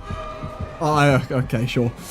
You really want to swag on him, or you just really wanted to interrupt Nightlight from getting this unhook? Actually, yeah, you know what? You made the right decision. No, this is good. This is good. This is good. Yeah.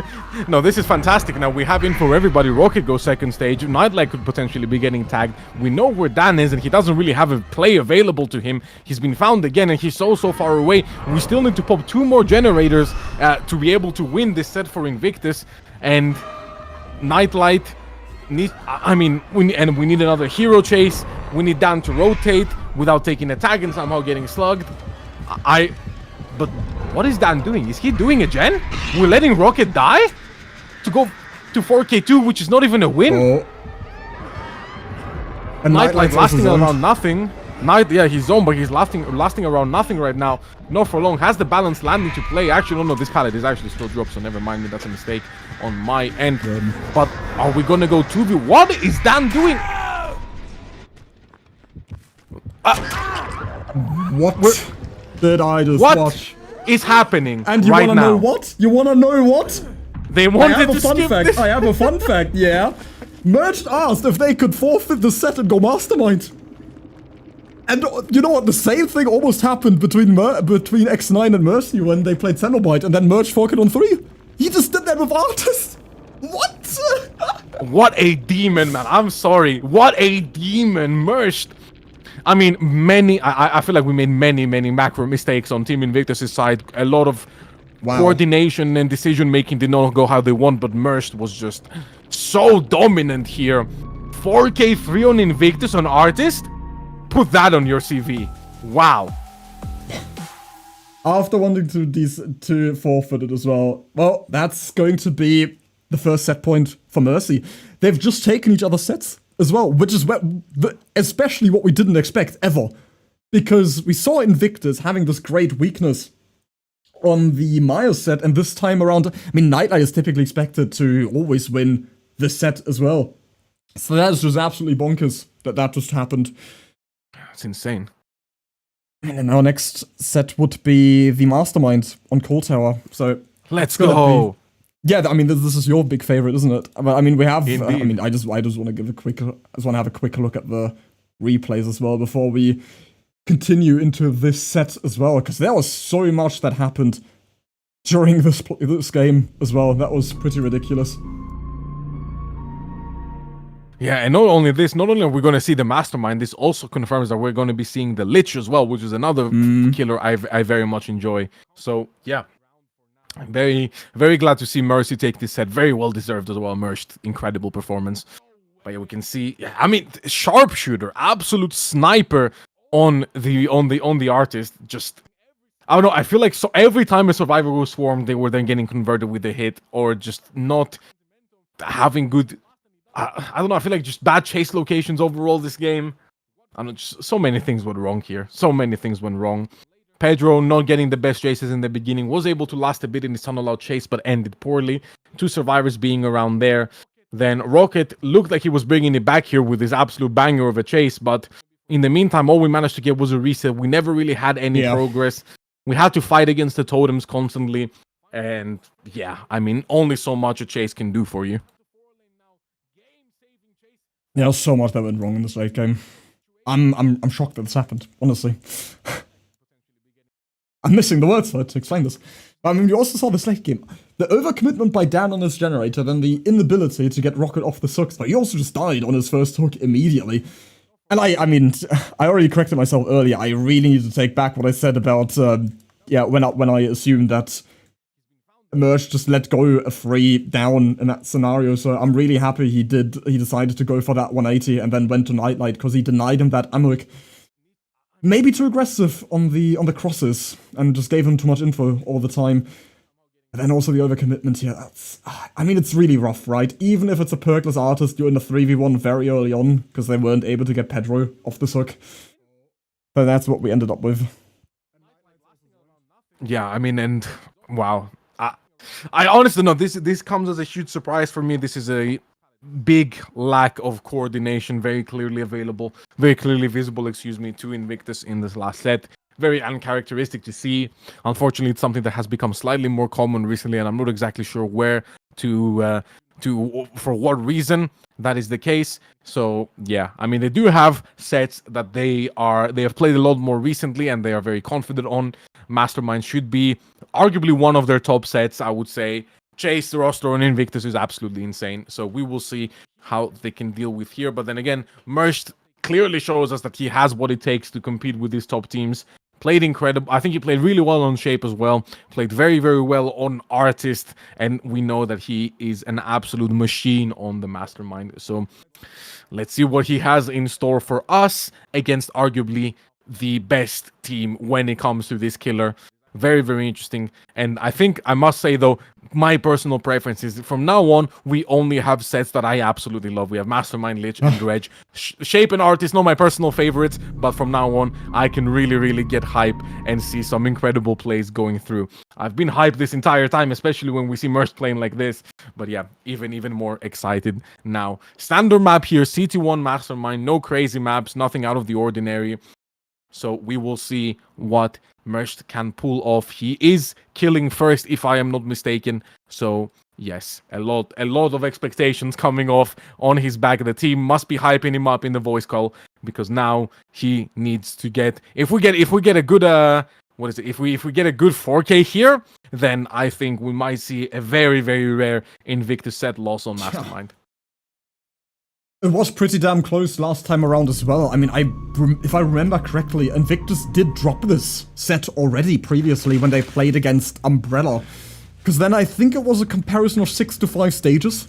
Mastermind with very low results in this balancing, because he is also tier 2. So the balancing is pretty rough on him specifically. So yeah, I mean, that means all survivors have all healing perks and all exhaustion perks. As we see, Pedro burn that live right from the get-go, has that bada bada boom available as well. So I'm hoping to get some value out of that later in the game. You see, Rocket was already on a totem there, I think it was.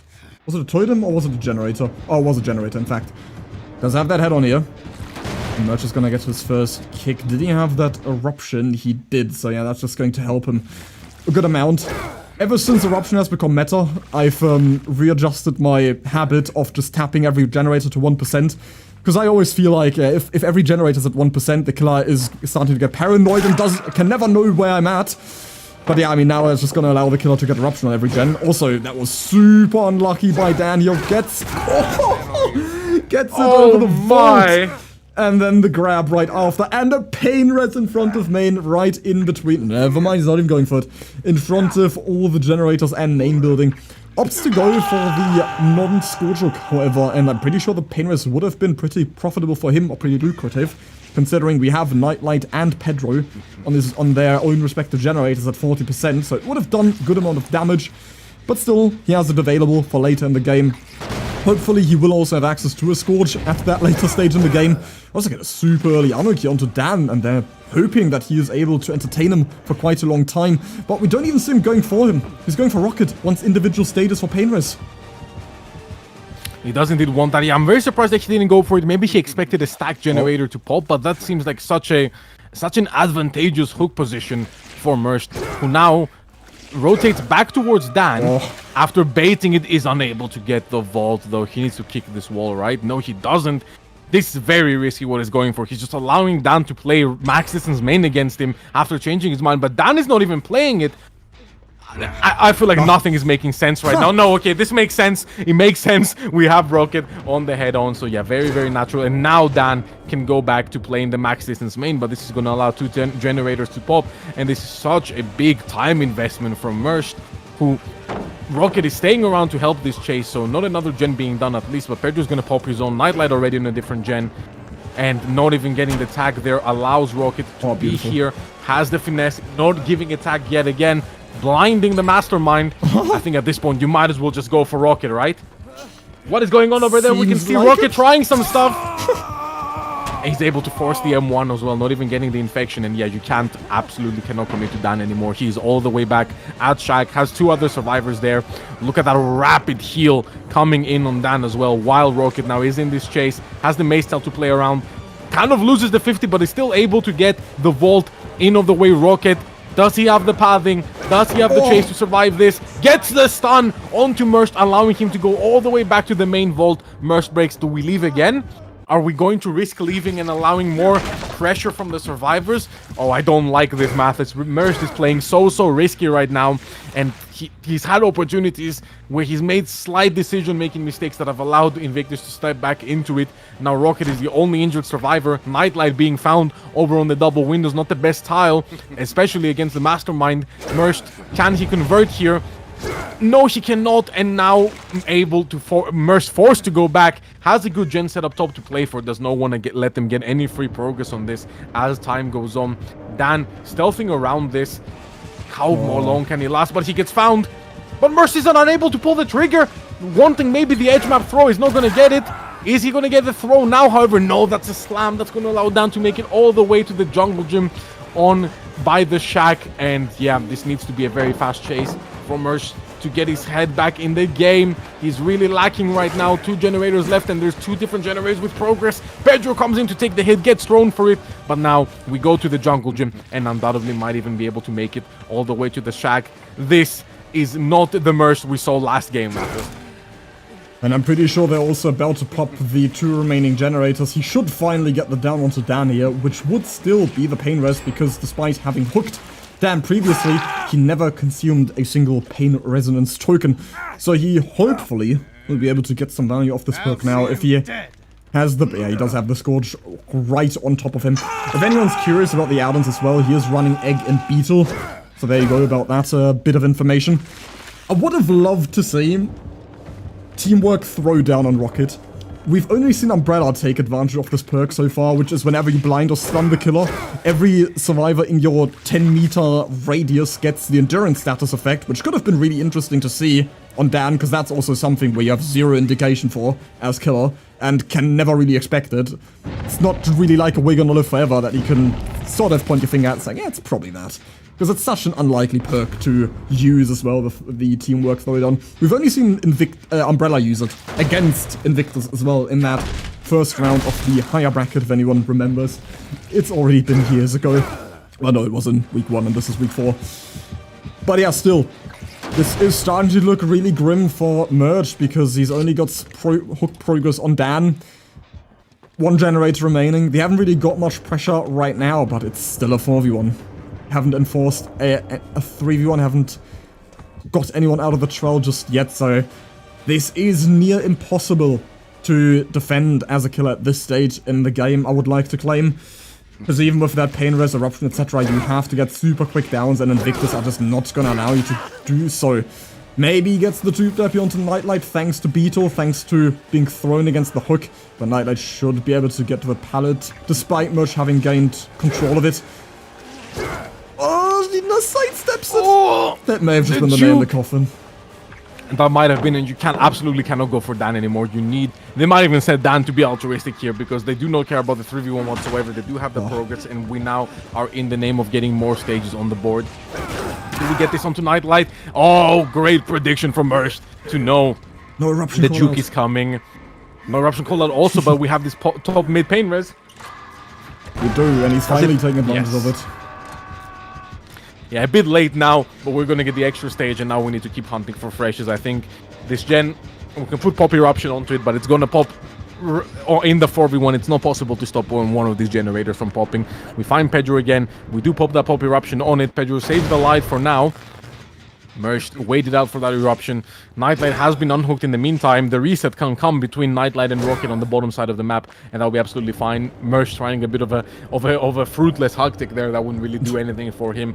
And Pedro sticking to his guns, knows he can play very aggressively for this hook because it is in the palm of the survivor side's hand right now. Merged needs to extend himself. Finds Rocket, actually. This is the ideal survivor to find right now. Another fresh hook, another pain res. Is he going to be able to convert around the TNL? No, he isn't.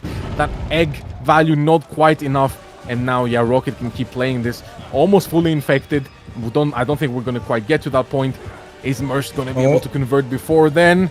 We have another person coming in here. I believe that's Nightlight. Yeah, Nightlight coming in from the sidelines to try to stop Rocket from going down. Last generator pops. Painters doesn't matter anymore, but we still want that fresh hook. Can we stop it? The rebound comes out, but Nightlight is there for the volley block, and he's able to take the throw for Rocket. However, that's not going to be enough. We need to work on the gate. Well, we send another survivor. We want to 3-stage, as that will be almost a guaranteed win.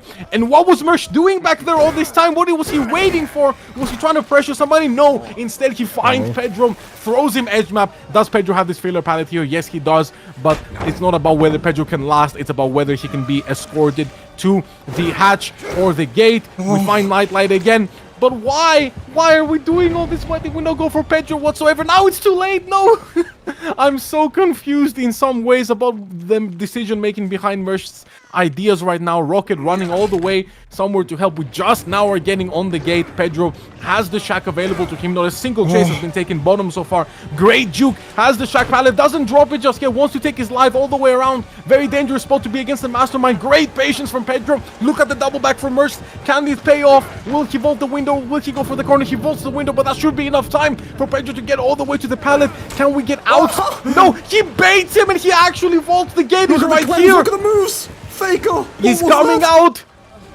He's coming out. Is he going to be able to do it? Can we stop this from coming out? All we need is one more play. Give him Dan or something. Nightlight gets thrown too far away to heal tech. Do we take Nightlight? No, we want more. We want to force them out. And now we can take Nightlight. What a situation that just unfolded. Oh my god. And Rocket is free to get out as well. Oh my god, 5 stages too fresh, not the result you want. What an endgame, Mathis. Jesus Christ. There was a lot happening there, and I'm very happy that we have the replay function, because we're about to, take that apart. That was a lot. He ends up with 5 stages. Honestly, the way this was going, this could have been 10 stages at the start, and then it slowly progressed into a potential 1 stage. But he was at least able to get 1 kill at the end onto Nightlight there. But also could have gotten another fresh. So he is only going to end up with 2 freshes here. Typically, you would want at least 3 as the Mastermind. 5 stages is pretty difficult to judge now, because we have seen Umbrella at least outperform this previously. But now we're gonna have Invictus on Survivor side. On the, not Invictus on the Killer side. And that's going to be really difficult to play around. There's so much, but again, still that we can look at. So let us, refocus on the game that we've had at hand. I really like Rocket's build, I have to say as well. With the head-on, quick and quite finesse. Champions of Light, obviously for support. Or also if you need it in chase. We saw him use it really altruistically throughout this entire trial. So that was really nice. Oh man, there was so much happening. Way too much. We might as well just look at the ending again. Yeah, we might as well. I mean, I think there is one way to easily summarize all the mistakes that went wrong for Merch before the end game, and that is hesitation. It just looked like he didn't want to make up his mind and ended up giving so much free distance for the survivors to Dan. He did it to Rocket. He did it at the end to Nightlight. He did it to everyone. He was just a bit too concerned about something, was not able... Was not able to... Just wasn't able to stay close enough. And look at this now. Pedro is taking that live. Beautiful patience here. Sees the double back from Merch, and now does he go? He stays on the window side slightly, because if Merch dashes towards the door, then he could get caught. But now beautiful bait. Knows he only has the 1 dash. Doesn't even drop the shack pallet. He wants to get closer towards the the filler and the exit gate, where all the rest of his team is as well. And look at this, we drop a pallet for our friend. Nightlight takes it down. That is absolutely fine. Dan is the ideal target, but Nightlight will do just fine. And yeah, great coordination there from Team Invictus, kind of showing up. But Pedro, star of the show there, to really be able to get away from this. And the fact that he was able to juke before this as well, before we even went from inside the shack, he was able to juke on the outside. Very, very important juke, as then we could have been looking at a basement, and basement versus Beetle Mastermind is very, very difficult. And that was a pretty exhausting Mastermind game, because we're about to have the second one as well. I'm going to grant myself and Volkuz a short break before we go in. It's probably only going to be a minute, because these teams are very ready to go in. So we'll be back in just a second. See you in a second. Stay tuned.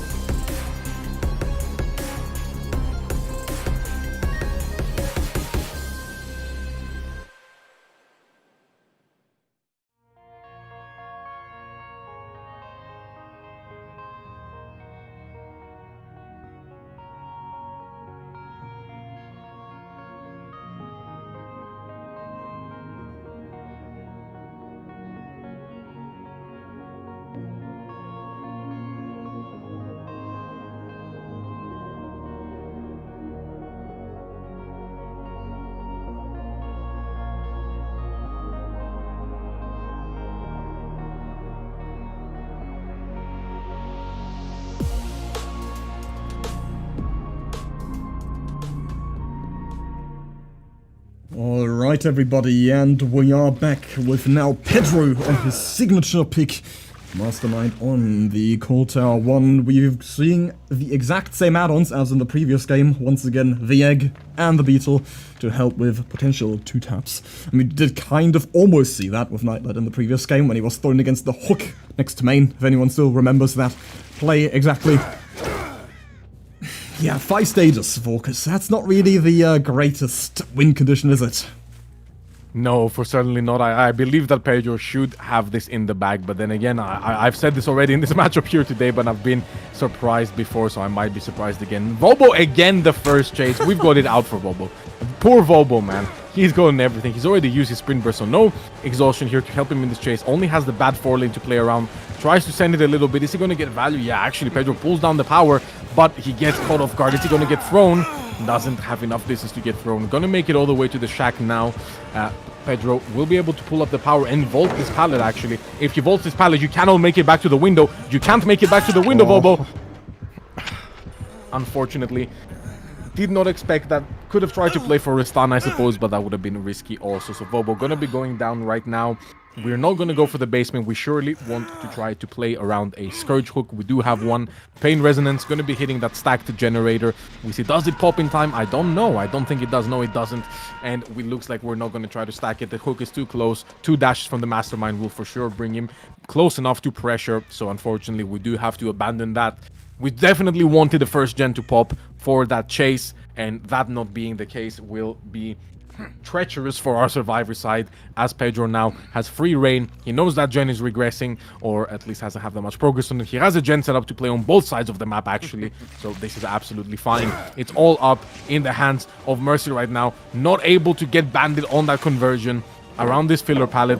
Noah already on the game. Oh, great 50 win there by Bandit. Great timing on that vault, as now Pedro is going to go back to try to cut off the rotation for the unhook. Does find Ty Lion, who again has to retreat, but we can't let Vobo go second stage right now. If this happens on a 5-stage win condition, that is going to be very, very difficult for Team Mercy to overcome at the end. Are we going to send the 2-man? Yes, you cannot 1-for-1 trade versus Beetle Mastermind. It is not possible, and you should never try it. Do we get it? Oh, great body block. It actually is going to be a 1-for-1 trade, which is not going to be beneficial. Bandit can get hooked right now. Another pain res, and we're already 2 fresh hooks in. So yeah, not looking ideal for Team Mercy right now, especially with a win condition like this. I mean, also just the fact that Vobo was found first was so unfortunate, because if you remember his build, he did have the Will Make It, Inner Healing, and the Overzealous, or the Sprint Burst, so that's exactly the survivor you don't want in Chase first. That's the one you want on Generators, and potentially the one unhooking. Now Noah, on the other hand, has the exact same build as Rocket. This is the survivor you want in Chase, definitely, but he's also, again, going to be available for support in these chases, thanks to his Flashlight in combination with that Champions of Light later on. But also, yeah, that's the fact they weren't able to get the 2-man save and had to trade was so bad for them. Pedro tries to go around here with a nice back-to-back leap, tries to cut Ty Lion off from jumping off that hill with his balanced landing, was able to avoid getting hit there. Now it's a bit of a reaction time test on this. Oh, somehow, how did he connect that? Somehow manages to get the initial hit with that first rush immediately. So that might give Pedro a window to connect this with a 2-tap. He does catch Ty Lion going for the juke, and he does manage to find him, but he throws him into the open. Ty Lion is not going to go down just yet, and manages to connect it with another rather unsafe filler, I must admit, in the middle of the map. But wins leaving it is now on the longer side, but yeah, it's unfortunately not going to be enough. This time throws him against an invisible wall, and that is going to guarantee him the down this time around. Noah's gen is 50, Bobo's gen is 80, and Bandit's gen is also 50, so they've got a fantastic split right now, but that is about to be the next pain res. Is Vobo able to pop this generator? He's going for the same hook as with the other 2. Noah is letting go, although it's obviously going to be Vobo's. He might be going for the unhook. Oh yeah, the gen's also pretty close to the hook here, so it makes sense for him to leave, but he's probably going to try to either hover the hook, the unhook, or commit to this generator. and Bandit's also pressured off. So that hook is right in between two of our furthest progressed generators. Vobo is of course going to finish his for free because it's on main building. There's no way that Pedro is interested in interrupting. Bandit gets the unhook, but he's injured himself. Oh, beautiful body block though. Tyline is able to take the endurance status effect hit. It's now been put into deep wounds, and yeah, unfortunately it's going to be a quick back and forth on this pallet. Bandit will go down once again, and that's going to be the hook again inside of these two generators. And we're already at 4 stages. We don't need many to win now. Yeah, we have the 3 freshes in the back pocket as well, so one more stage on any survivor will do it. And yeah, I completely understand the build distribution here. Noah having all that chase ability within him is one of the top ladder players in the world, one of the best 1v1 players, and Pedro recognizes him also as one of the best, so he knows what he's in for. Trying to play aggressively, but was not able to get into many chases. And yeah, unfortunate death locations from our survivors. They did feel kind of forced. Pedro did a great job zoning them and then carrying them to the correct hook. So not really much Team Mercy could have done to prevent that, but now they have 2 gens remaining and they can only give away 1 more hook stage. And Pedro can very well go for a very passive and defensive play here of face cam Bandit. They eventually need to send somebody in, and then he can try to throw them. They need to try to send in a 2-man, but they only have two survivors that are healthy, so even if they were to do that, they'd be giving up a lot of gen progress, and that would put Pedro in a great spot regardless as well. We see Vobo coming in, but Pedro actually going for that might be giving them the only potential chance they could have. It's not going to be in trade. Can we get the throw? No, we do get the smack onto Vobo, but now any hook is a win. We have 2 generators high progress, and Pedro doesn't even care about committing to it, wants to stop that last generator from popping, finds Noah on the 4 lane, and we must also say not great RNG for Team Mercy here. No pallet to play around. Fast 1-2 from Pedro, leaving Noah no time to react. 3 infections on the board is going to make it so that his power comes back a lot faster. Only has this poor filler pallet to play around. Feeds into the window. He's going to try to take his distance, but unfortunately unable to do so. Cracker save! Oh, he actually gets it! He actually gets it, and now Bandit needs to play for the hit tank, needs to protect Noah from going down. Last chance for Team Mercy, but no, Pedro doesn't even care. Going back to stop them, he knows that they need to play for this generator and try to get it done so that we can find ourselves in an end game. Only 1 more hook left to give. I want to reiterate, only 1 more hook left. Vobo being found now, has the Ormond tile window to play around. The pallet was broken, I think, or dropped at least. Vobo taking that tag. Now Pedro does have his rushes back. This is difficult to outplay with Mastermind power after it's being dropped, but if anybody can do it, it is Pedro. Can we get him around the tree? Tree tech, the juke, and Bandit is here to help out. Noah is undoubtedly back on that generator and is healthy to help with the altruism in the end game. Pedro taking another tag and comes right back to try to push Noah off of the gen. He does do so. Ty Lion also here to take some of this heat away. Mercy are fighting tooth and nail to prevent this one last day. Great juke there. Very difficult to outplay from Pedro. He's not able to do it. Ty Lion getting away with that scot-free. Bandit going to be healthy, and we've returned to a neutral board position. Everybody healthy and fit. Quite a doable gen split right now. Vobo starting on that far generator. We can see it on the HUD. But now Pedro again in a commanding position. Regardless of how well it's looking on the survivor side, they can only afford to give away 1 more hook. And yeah, it's just getting difficult. They are doing a great job of keeping themselves in the game, but only so much they can do. 1 chase is all it takes to bring Invictus into the lead. We find 2 survivors stacking this gen. We still have this leading into the window. Now the pallet is dropped. Ty Lion, can he do it? Can he last in this chase? Wins the 50. Gets tagged, however, can go all the way to the top side right now. And Pedro might not even be forced to follow. Ty Lion took a great hit there. And, oh no, but we find Noah stealthing around. Clearly wanted to make sure that he could get as much progress on the generator. Vobo and Bandit must be stacking on the other side of the map. Can't really afford to play Snow anymore. Noah in chase. If he gets thrown right now, I fear this might be over Mathis. But he doesn't get thrown. And we have a bit of a breath of fresh air. But Pedro now finally choosing to commit. Might give up the generator, but Noah makes it to the main building. A lot of distance. Can Noah have the chase? No, Pedro goes back, and oh my god, what a back and forth this is. We have to keep in mind, I mean, even though Noah's fresh here, would be a 4th, he only needs any hook right now, as you've already pointed it out, because in the previous game, Merch was only able to get 2 freshes, and that just might be it, thanks to Beetle. Oh no, man. This was looking so promising for Mercy. They almost had the comeback, but a very, very unfortunate throw onto Vobo.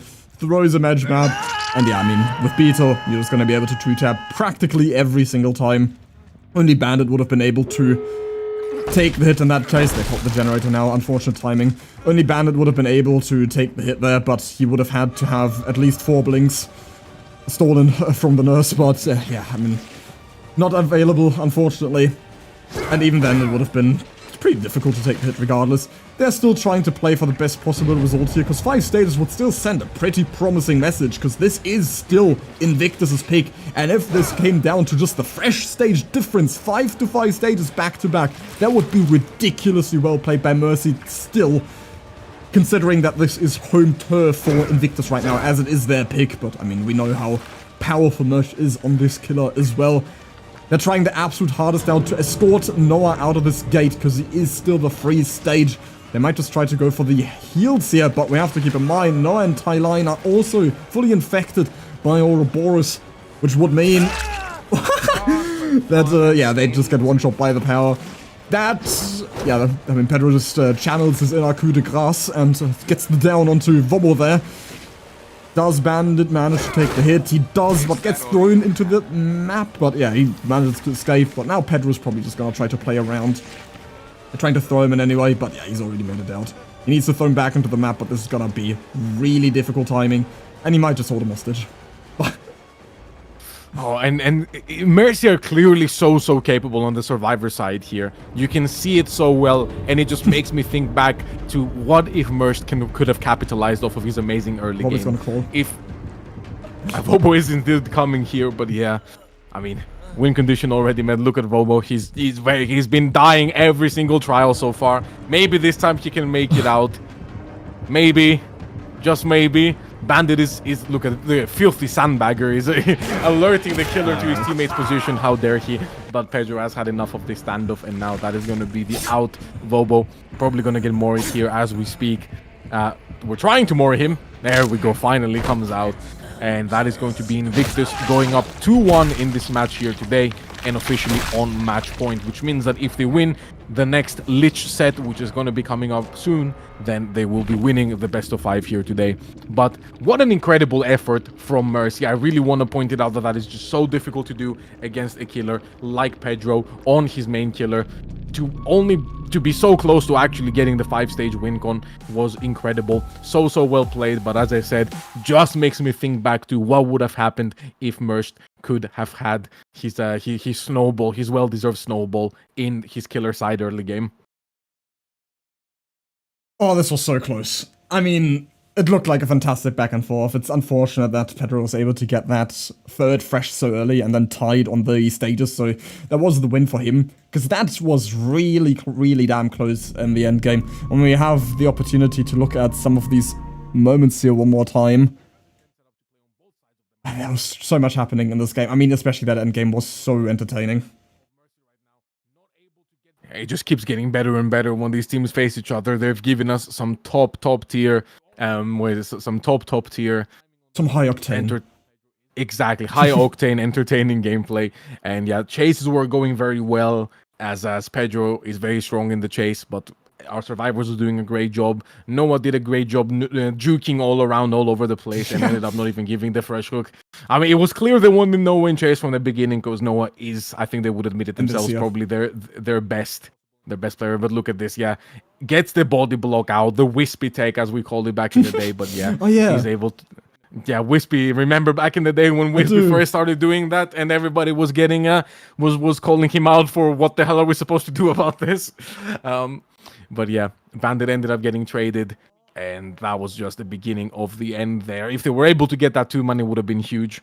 But alas, again, even if they did, it would have been a very long road ahead. But maybe they would have been capable of it. Yeah, there's really no telling. There's so many ifs, ands, and buts in this game. So many alternate things. I mean, it's DBD is a difficult game. It's the same reason why DBD is such a difficult game to cast, because there's always something happening. This isn't your League of Legends where you have your laning phase, and then the ganks are the highlights, typically, and then obviously, I mean, once you're out of laning phase, then it's whenever the team fights happen, right? But I mean, it's DBD. It's a constant back and forth, the asymmetrical horror game. You've always got the killer on someone or doing something really impactful this game. You know, you've already talked about Noah plentifully, so I mean, we get to appreciate this chase here one more time, because he keeps making Pedro leave this chase as well, over and over. But yeah, he does get the down, and then this is where I got so much hope, because right now we're looking at 4 stages. They obviously can't give any more, because 5 stages would have still been 3 fresh, so Pedro would have won. But this is the play that kind of kept Pedro on his toes again, I want to say. Had the Firecracker not happened, this would have been the win right here and now, but they actually get this ridiculously difficult timing and give Noah his second win to almost survive. Yeah, those Firecracker saves are hard to get off with just a normal pickup, but getting it off of a Mastermind clash like this is so hard. The timing for this is insane. I don't know it. I would never be able to pull this off in this situation. I have no idea how they would even approach it. But yeah, I mean, I am so impressed by what I've seen here from Mercy today. Their killer side has been great. Few mistakes on the survivor side that top tier killers like Nightlight and Pedro have taken advantage of. But yeah, I mean, their fighting spirit is undeterred. They have the lion's heart, always wanting to stay in the game. The Thai lion's heart. The Thai lion's heart over here, able to get to keep themselves in the game always for as long as they can. But now we are loading in to our Lich Ormond Lake Mine, another very favorite killer of Pedro's, a set that we have seen him. Yeah, I love this killer actually personally, one of my favorite killers to play as well. But I have seen Pedro 4K on this killer on this map before, and when you know how to play this killer, normally this killer sounds like he should be very bad, right? If you play him against him in pubs, it does sound like he's not the most harmful killer ever. But when you get a killer player that knows how to use the skeletons and the mage hand in conjunction to shut down pallets and everything, it becomes so difficult. Noah gonna be taking that first tag right now, and Pedro flying over him, has this little tunnel pallet, very difficult to play, but ends up slightly on the short side. Can we make it all the way to the window? I believe we can. Yeah, Pedro realizes he can't swing for that. Going to be able to drop the pallet. We have Mage Hand available. Is he going to pick it up? He is. He connects it, but yeah, it's always risky to pick up the Shack pallet if you don't have the distance. But oh my god, what beautiful placement. How did Noah not hear the cast starting there? But yeah, I mean, beautifully measured by Pedro to get this very first down. As I just said, when you have a killer that knows how to use these powers, it becomes almost impossible to chase against when both of them are up, and that is exactly what Pedro just showed us. Thai Lion here being found. Oh no, excuse me, he's not being found. Pedro has that pop eruption, no gen near popping for that. Predicts the fast pull, flies right back. Is he able to find somebody? We did see a crow fly. Not sure if that was a survivor, if that was a Vecna's fly, maybe having a bit of an AoE crow thing happening. Suspects the stealth being around here, seems very plausible, but I feel like this might be just too obvious. I don't think Mercy survivors would do this. But yeah, Mathis, I mean, a great early game for Pedro so far. Able to keep control of all the gens after that first down, so for sure how you want to be starting this off. That could have gone in a completely different direction, because I do have to note, Noah did not have the opportunity to proc his balanced landing. He tried to conserve it. Ooh, did we get the double hit?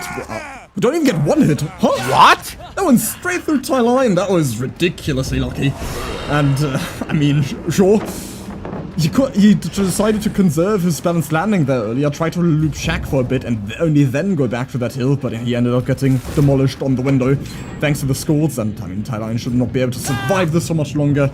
There we go, that is going to be the down. Obviously need to give a quick note on the add-ons. He is running the Boots of Speed that grant a 3% haste status effect whenever he casts the Mage Hand, so that is why you may have seen the haste status symbol on the right of your screen. And then the other add-on that he'd be running is the, let me find it, here we go, the Trickster's Gloves, probably referring to the killer. So that is, yeah, so while casting the Mage Hand to pick up a pallet, it increases the hold time of the hold by 0.3 seconds. So double add-ons for the Mage Hand. That is where Pedro wants to get, that is where Pedro wants the most value. We see it being used again here, but this time much more aggressively. No, I didn't even get to drop it in that case. Oh no, so, don't do it to him, Pedro. Don't do it to him, he needs to dodge. He's able to, wow, greatly done there by Noah to be able to dodge those skeletons. They're very difficult to do so. And yeah, one of the reasons the Lich is great on this map is because of so many different elevation opportunities to use the skeletons. Noah now having to play between these two filler pallets. This one is quite poor. Pedro thought about it, but Noah didn't even end up dropping the pallet. Hello, who's this bandit over here coming in to try to take it down? I mean, this is quite an aggressive altruistic play here. Pedro doesn't fall for it, however. 5 moves ahead on Bandit. Didn't want to make that extra distance, but that is not where the action is right now. The chase continues on to Noah. We have the skeletons going to force him to crouch. Oh my god, great jukes, but now picking up from the outside. Yes, he should not be able to get away with this. Very similar to Mastermind, actually. What happens there? If you vault the power with pallet with Mastermind, they don't make it from the outside, and if you pick it up with Machan, they don't make it from the outside again. Noah going to be taking another hook right now. And being now put on death hook, Pedro really needs to go up the map, however, and stop some of these progress generators. Has the pop eruption in hand, better make good use of it, because otherwise he is giving Team Mercy way too much for free here. That's only going to... well, they do have 2 generators past the 90% mark now. Pedro's gonna opt to interrupt Bandit on this generator. Makes more sense, because main would be much more difficult to reach. Bandit is holding this check spot on the drop down. Is he? I was gonna say, I wonder if he's going to approach this anytime soon. This pallet should not be survivable on paper. Does have the mage hand back up. Is he going to get value out of these add-ons? Because, I mean, they're being held up a tad bit longer. No! Still gonna get that stun despite the haste and despite the extended hold of the pallet. That's really unfortunate for Pedro here, but I mean, huge for Bandit that he makes it out of such a precarious situation. I mean, that's just really difficult to get out of, and he's going to go down behind main. Eruption procs. Didn't hear any screams, so this time it was communicated properly. On time. Tyler, however, forced to abandon his generator. No, because we see Pedro go to the other side. Oh, he's going to hook upstairs main instead. Is it going to be Tyler's generator that gets erupted here? No, it's not. It's going to be Noah's on the other side of the map. They've been working on a fantastic gen split here. We're looking at a 2-2 split, aren't we? Yeah, pretty much we're looking at something like that. We did have Bandit, of course, working the generator by the silo that got interrupted and then eventually actually given up on, even though we had quite a bit of progress. Now we go for the stack. However, the orb from Pedro is going to give valuable information. Pop Eruption going to go down on this Tie Lion. Now, by working that gen next to main means that he's always available for the unhook. But that hook there is such a problem. Oh, no, I actually rotated all the way from bottom for that. Beautiful. But it's such a problematic hook because not only is it body blockable, it's right next to elevation. So it's a fantastic hook for Pedro, but he was not able to defend it in time, needed to go and stop his generators, and we see now Ty Lion is going to be popping this gen, but we're in fact going for Bandit here. Whoa. Noah was able to get healed. We pick up the gold pallet, but Noah going to take this tag. And I think Pedro is maybe playing for the most stages right now, considering he's not committing Noah, but now he chooses to do so. Didn't want to do it earlier, but now that Noah has given him the free hit, it is kind of more acceptable. But has the Excise gold pallet to play around on the same thing that is a gold pallet. Yes, it is fully check spottable and safe. So Pedro flies back all the way to the bottom side of the map next to this next to the concrete barrels here to get a survivor. Now we're going to use the shack elevation, the basement elevation, threatens it, and then actually does it. Vobo should not be able. He dodges it. How many skeletons have Team Mercy dodged this game? That is absolutely insane. Now holding the shack pallet off, however, Vobo is going to be forced to take this hit and take it away. He does. Got lucky to not get the TNLs, and in fact got the the pallet gym here on the bottom mid, which is one of the only two tiles that can ever spawn on this map here. We do see Noah coming in. We know that we're confident we're going to pop this last gen, so we're happy to throw the healthy tunnel out at the killer. Takes the skeleton tag, though that is not ideal because now Pedro can down Noah and slug. Go after the fresh hook. Bobo doesn't do so just yet. Now is able to do it. Now we need to see a potential, maybe even... No, they're both healthy, so that's absolutely fine. Bobo just needs to last in this chase as long as possible. Bada bada boom. Yes! Can he do it? Oh, how did he not get hit? How did he get away with that? He didn't swing. We dropped the pallet.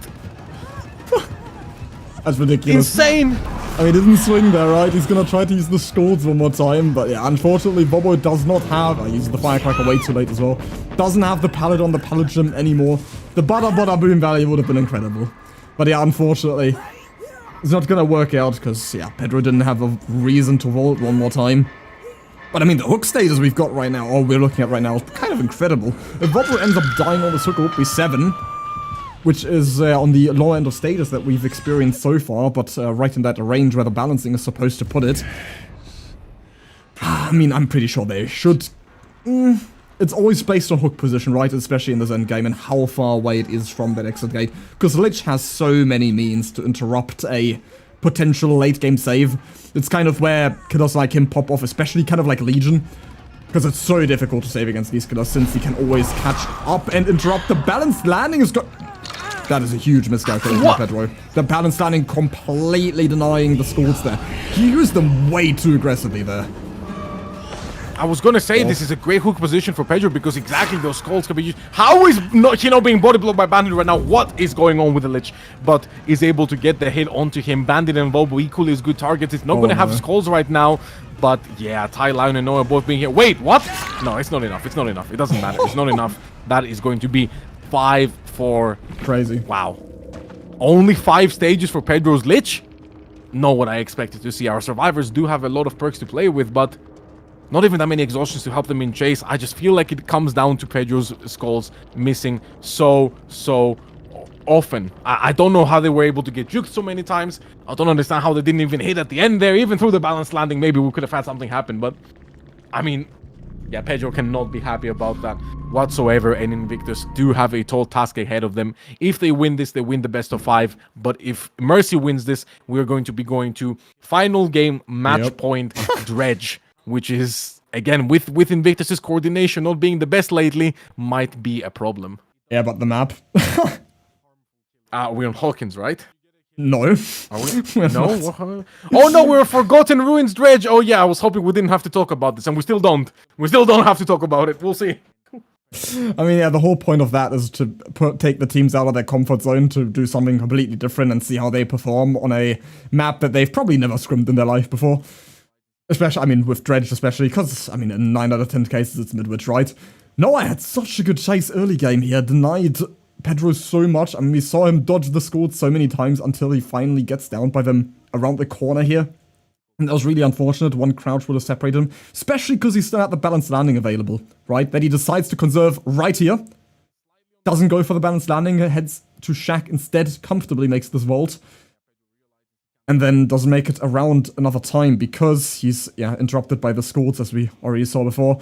And then doesn't get to use the exhaustion perk in this first chase. And that is kind of the prerequisite, the most important thing you need to do in this first chase. And that's helped Pedro quite substantially. It did in fact do so, and yeah, Pedro, I think that was maybe the only set of skulls that was actually beneficial to Pedro that entire game, was the first set onto Noah. We had skulls that failed on elevation, we had skulls that failed on unhook, we had skulls that failed in the end game from exhaustion perks. Like, absolutely everything that could have gone wrong with the skulls went wrong. And I would only dream to imagine how many stages we'd actually be looking at if Pedro was in fact able to get these downs. And yeah, we're back here at the end game. We can see it on your screen right now. We have the skulls ready to go. We can go back to the hook. We have elevation right there. They should by all means hit both survivors, or at least tag the BT of the survivor that is being pulled. We have Noah, who's on the sidelines, has the, what is it called? Has the elevation here to play around. Has the balanced landing in the back pocket. We try it, and it was just a bad angle. And Noah accelerated simply too fast. And yeah, nothing really Pedro could do. Yeah, having a look at it again now, I see exactly how Pedro missed. That was fully on Pedro, unfortunately. He just did not orient the skulls properly. I don't understand why you wouldn't orient the skulls to just aim at the hook regardless, knowing as they spread out as they go.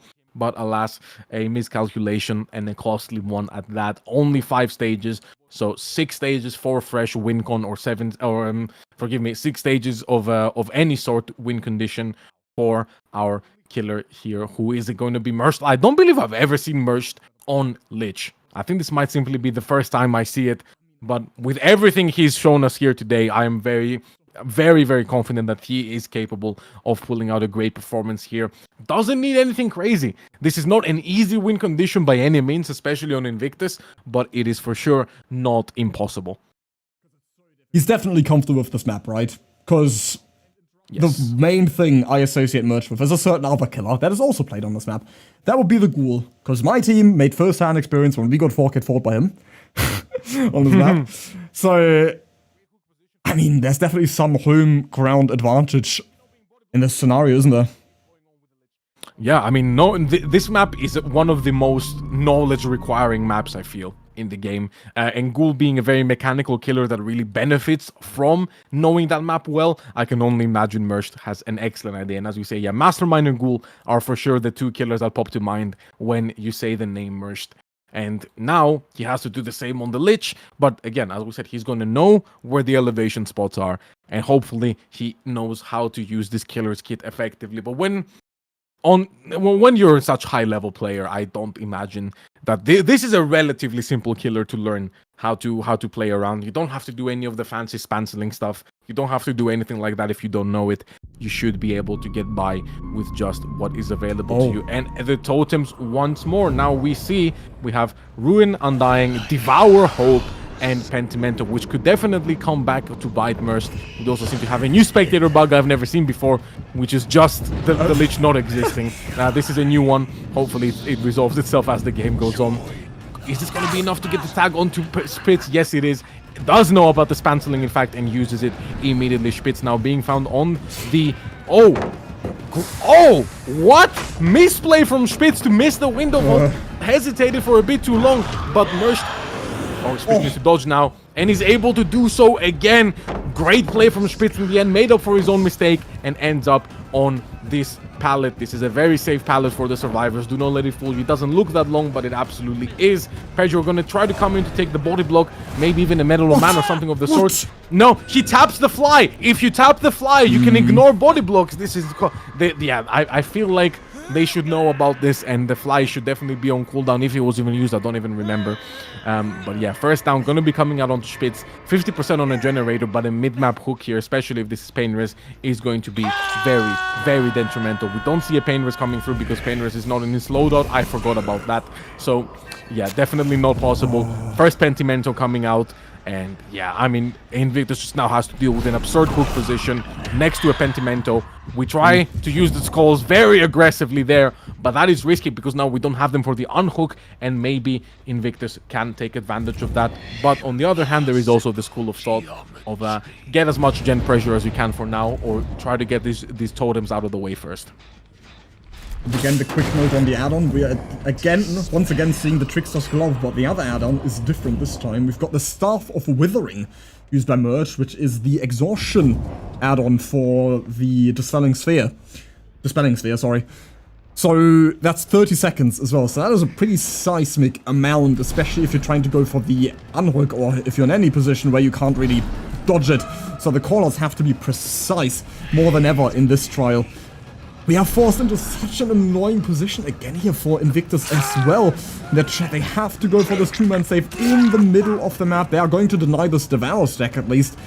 But this Penty is also in the middle. Rocket the only person on the generator right now. Somehow is still getting two generators done despite the fact Spitz went down so quickly. I feel Merch is gonna try to go for the snipe with the skeletons, but he's made fantastic distance with this. Oh, Alex!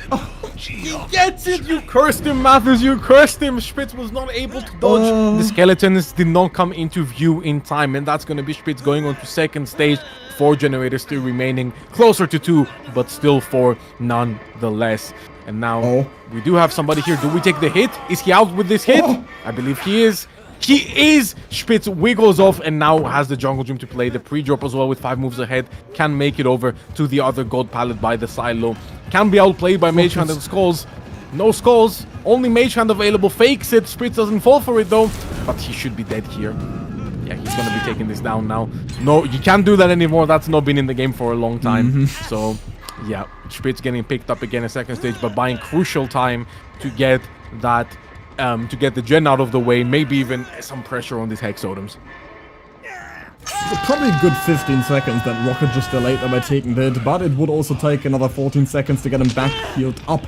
They are going to pop 3 generators at least for Spitz 2 status, never mind, because I'm pretty sure Rocket is the one. Ah no, okay, they have the Gen 99, they're healing on it now to not provide Merch with any info. The unhook comes through super quickly. Almost immediately. I'm not sure if that's the play, because now obviously Spitz is going to be a huge target. And this pallet's been dropped already. Merch has the Mage Hand available, so he's just gonna pick this back up. They have to play for pallet saves now. because I don't think, yeah, I mean, Dan is barely not going to be in position for this hit take, but we see Spitz reaching another tile, and that means that Dan is going to take the hit, because Merch has to turn around and get this down. Is he going to hover the fly again? Certainly going to try, isn't he? But he still makes the pallet this time, gets the stun. Smash it! Spitz is going to be out just like that. In the nick of time, because, I mean, he was close to being executed there. Dan's going to take the down. Could be a Devour stack, but I think at this stage in the game, we're not even going to play for this anymore. No, we're a bit too far away for the Devour stacks right now, and yeah, I mean, Merch, I think he kind of remembered his win condition and went back for Dan. Pedro with the head-on through the fly, beautifully done there, but ends up taking the tag through the blind, not able to avoid that in the end. Pedro another fresh hook, Merch not even going for it in the end. So now we do have 3 injuries here. If we find Spitz again, which I believe we do, Spitz is right here in this tile, nicely injured. If we confirm this down fast, then it's not going to be easy for Team Invictus to play this 3v1 out and not being able to give many stages. Medium volt coming out from Spitz. I think he would have been hit even if it was a fast volt, however. So I think it was intentional, Spitz, the medium there, to try to avoid the swords. Oh, maybe. I think the snowball will save them. I don't know about that, but Spitz for sure gonna be dying out now. Going into the 3v1, that's 4 out of the 5 stages. No, forgive me, out of the 6 stages that Merch is looking for here. So, needs to get 3 more somehow. Never mind, I can't even count, never mind. He needs to get 2 more stages somehow, which should not be too tall of an ask. Finds Dan now on the shack. Not sure if this is the most advantageous chase. This is a bit far away from the generators that he cares about. Bad aim on the skulls, so Dan is able to get away with that. Gonna be getting tagged now, even through the mage hand if he is, but I don't foresee Merch committing this. No, he doesn't. Where is our gen progress, Team Invictus? That is what I'm asking myself right now. I think they've really missed some opportunities to do so. Merch using the fly there, but I don't believe that is the best use of that spell currently, as Dan mage hand comes out. Do we have the person here for the hit? Yes, Pedro is here, gonna give another tag, but Pedro is a fresh hook, so more likely than not, I would imagine Merch is going to be committing back onto Pedro. No, never mind. Now he's more concerned about the hook positioning here. Dan gonna be going into the main building and not understanding why exactly we have this much focus on Dan, but now we do find Rocket on the main building. No more perks left for Merch to play around realistically until they cleanse that Devour Hope, which they shouldn't even really do. Why cleanse the Hex that is doing nothing right now if they've even understood what it is? Do we find somebody around here? Yes, we do. Dan is here, just finished inner strengthening in this locker, so it's going to be healthy, and that is not what we want to be seeing. Gets the hit without even the mage hand, but now Dan is stuck here. Mage hand can absolutely defeat this pallet, but Merch chooses not to do so. Following up with the fly. No, got bamboozled slightly. Didn't understand that Dan actually went downstairs, but now stuck on this little pallet that should not be any time bought for Dan here, but we've seen him buy time here before. Great fake on the mage hand, and that is going to be Dan going down. It can Rocket pop the main generator before Dan gets hooked on it? Yes, he can, and I think Merch's internal cloak is helping him out there. That's going to be every generator on the map popped, and maybe, just maybe, Invictus is taking this one home right now. I mean, this is so close now because, I mean, a dead Dan would mean 6 stages. We only saw Pedro being able to secure 5 in the previous game, so that would be the win. Any more stage now would spell GG's for Team Invictus, and that would be Mercy taking the 4th set, taking us to Tiebreaker, which is pretty ridiculous and pretty admirable by Team Mercy to be able to come back this well multiple times. I mean, the 2nd time now. And, no, he finds the reset, it's over! No, they get it, they get it! Oh my god, they got it just in time. I thought that would have been the absolute end there. We would have been looking at a potential 4K0. We have no progress on gates, and Merch knows it, so they have to send they have to send in the unhook. It's impossible. Don't do the drop shot, please. No, but that's going to be a trade, and that is going to be the end. There's really no way. Dan trying to make it happen, but unfortunately Pedro uncrouched a bit too early. And yeah, one more stage is going to do it, and Dan forcing the lock, but that is indeed 6 stages. Rocket is here to open the gate, but it doesn't matter. We are going to be seeing Dredge Fallen Refuge for our tiebreaker. Not Fallen Refuge. Isn't it? Forgotten Ruins, good sir. Oh, okay, wait, no, I had it wrong in my head the entire time. This is just as bad, but it doesn't matter. Potentially worse. Oh. We'll have to see, because Dredge is one of the few killers that can kind of play around the map, considering he can TP up and down all the time. So he could be able to hold that 3-gen quite dominantly, but I have no idea what to expect from this set. There's only a bit of testing I did on this, but that's really interesting. Definitely very interesting. But yeah, as you pointed out, I did not expect to be seeing a tiebreaker from the set. I must admit, as much as I love Mercy, Mercy is doing an incredible job carrying them through these rounds. Let's be honest, Mercy is the MVP of this match here today so far. And he is pulling out amazing performance after amazing performance, even though only ever really slacked slightly on the Mastermind, I feel. Just a few mistakes there. But yeah, the Lich cooked on it. The Shape cooked on it. Can he do the same on the Dredge, though? But yeah, I mean, just absolutely insane. I did not expect to be going into the final set. Invictus really needs to lock in here to take this win and remain in this tournament, lest they get knocked out by Mercy. Oh, this hit take here was wonderful. That denied him the hook. This is something you see so rarely, taking hits for the hook. Spitz was able to wiggle off here. Really something I hardly ever see in comp. But it's fantastic it played off. And I mean, we kind of have the timer on how many seconds that did waste in the end. So, I mean, I'll just let this play out and see again at what time he went down. I was actually pretty damn accurate when casting, because this was almost exactly 15 seconds. About the 15 to 16 second range. And yeah, I mean, that's just as long as the heal takes as well. But of course, he's repositioned, then good Sir Merch has to carry him again to the designated hook. So it does take a bit of time. Yeah, for sure. Overall time waste there is going to be more in the 30 seconds, which is a third of a gen. It's 2 heals. It's a lot of time that can be bought with 30 seconds. They're very valuable time being bought.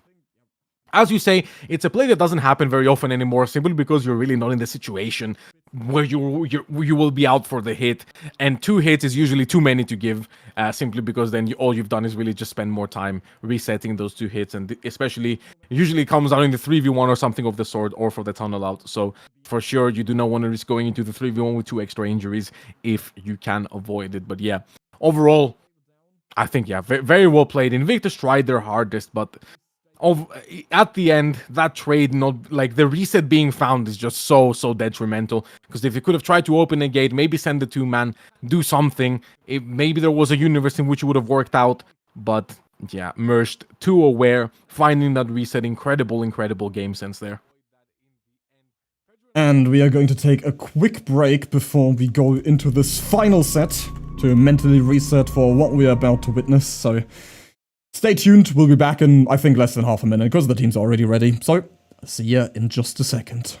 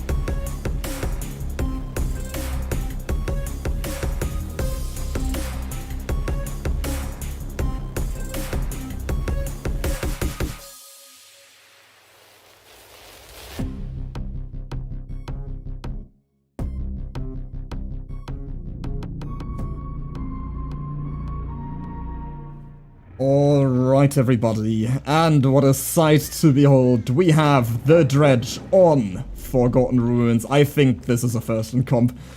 I'm curious to see how this is going to play out. I'm hoping that there's going to be a decent amount of value, especially because the upstairs of the map isn't too powerful. Obviously the survivors have a pretty decent split of generators, with three of the generators being downstairs, and Dredge is one of the few killers that can actually kind of play around this map, because he can TP up and down all the time, whenever he wants. Probably even faster than Earth at that point, because, I mean, blinking up and down is also ridiculously difficult. On this map, gets a super early tag on Dan. And I'm confused as to why he doesn't commit to this chase. Maybe assuming, because, I mean, it's still Dredge. It's going to be difficult in chase. Dredge is also tier 4 on top of that. So, unlike most other tourneys you may have seen, healing perks are allowed. Exhaustions are banned across the board, same as second chance perks. But healing perks are allowed, or a good amount of them, at least. Obviously not the strongest ones, or the RNG-based ones, like Auto-Didact. And Resurgence is also considered a second chance perk, so don't expect to see that. I'm super interested in watching this. This is, to me, this is very hype. I can imagine if a few of the players are very dissatisfied with this, because Forgotten Ruins, and this shouldn't be a comp map, etc., etc. But he might just get a super quick down onto Dan, and he does! At 5 gens! He's able to get that. I think the full process behind... Wait, the flashlight is here! The locker blocked the flashlight! No! Tragedy! She cannot be happy about that. I can already imagine Pedro is not... is a bit mad.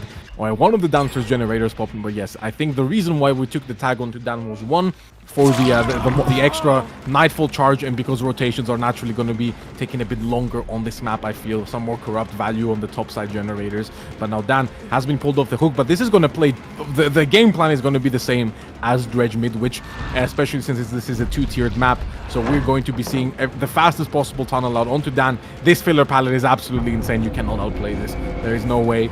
Spitz coming in here for the hit tank. Why is Nightlight here too? What is going on? What is happening? Nightfall going to be coming out right now, making the Dredge an absolute monster. Dan making it all the way back to this, but we're just giving out free tags to Dredge for nothing. We're going to be able to zone here. Maybe we're trying to get him all the way to the teleport. Maybe that's the plan. No, Dan is here. Nightlight gives out another tag, so everyone is injured in Nightfall. That's 2 generators already popped. Merged leaves. No, Dan is just going downstairs. Okay. But we actually find the reset right next to the pop generator. Great game sense there for Merged.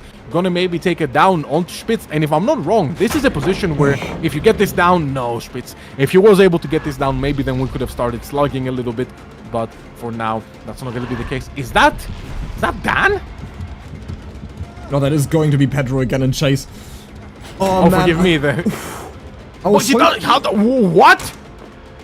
No ping. I'm losing my absolute mind right now. Please forgive me. Pedro is able to survive that. Spitz and Pedro both surviving by the skin of their teeth. 2 resets coming out. Down onto Dan. Never came through. Nightfall is going to be fruitless at the end.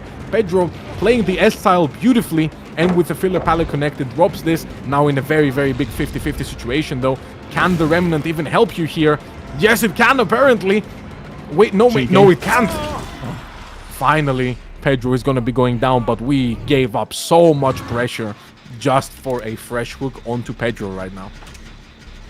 I noticed they've been doubling a lot of these generators. We hardly see any splits coming in, and Dan is setting up for this Anuk super early again.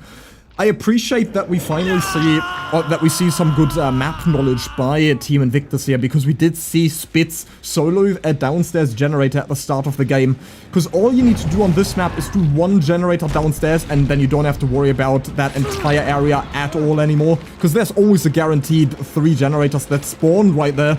So it could be a late game 3-gen for the killer, so Merge could have also just held downstairs the entire time, but then it's pretty risky because you're obviously playing for a slow game, and if, yeah, the survivors play it well, you're gonna be stuck with 0 stages at 1 generator remaining with only your 3-gen, and then it's kind of a war of attrition at that point. So really smart that...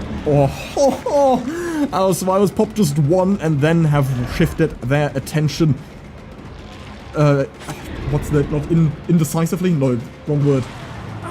Undividedly to the upstairs section of the map.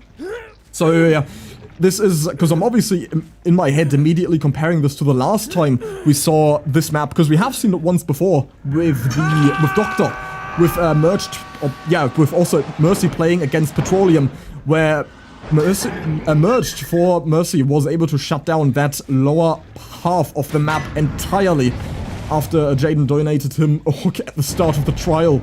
In the middle of those 3 generators, so comes to show that Invictus have a good bit more experience on this map, I want to say. I have at least come more prepared, because they immediately got rid of that 3-gen downstairs, and now, again, are just playing the upstairs section.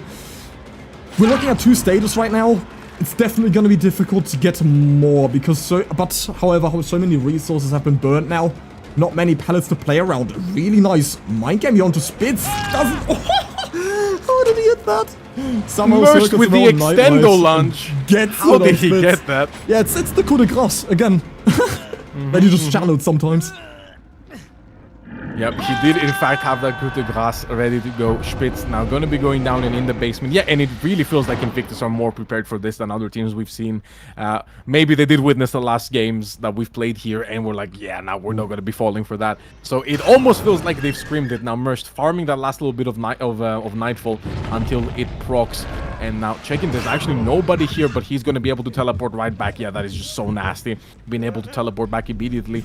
Waiting out the 15 seconds. Actually has the batteries included, which could get value here. Tags the BT of Spitz and is going to be looking for whoever is in the basement. But more likely than not, no, it's Nightlight here who is going to take the tag out of the basement. Merch can, however, just teleport up to this locker, and Nightlight never makes it out of here. Well, not in Nightfall for sure. So we're going to be giving another stage, but we are down to the last generator, which is at a good 75% progress almost, it seems.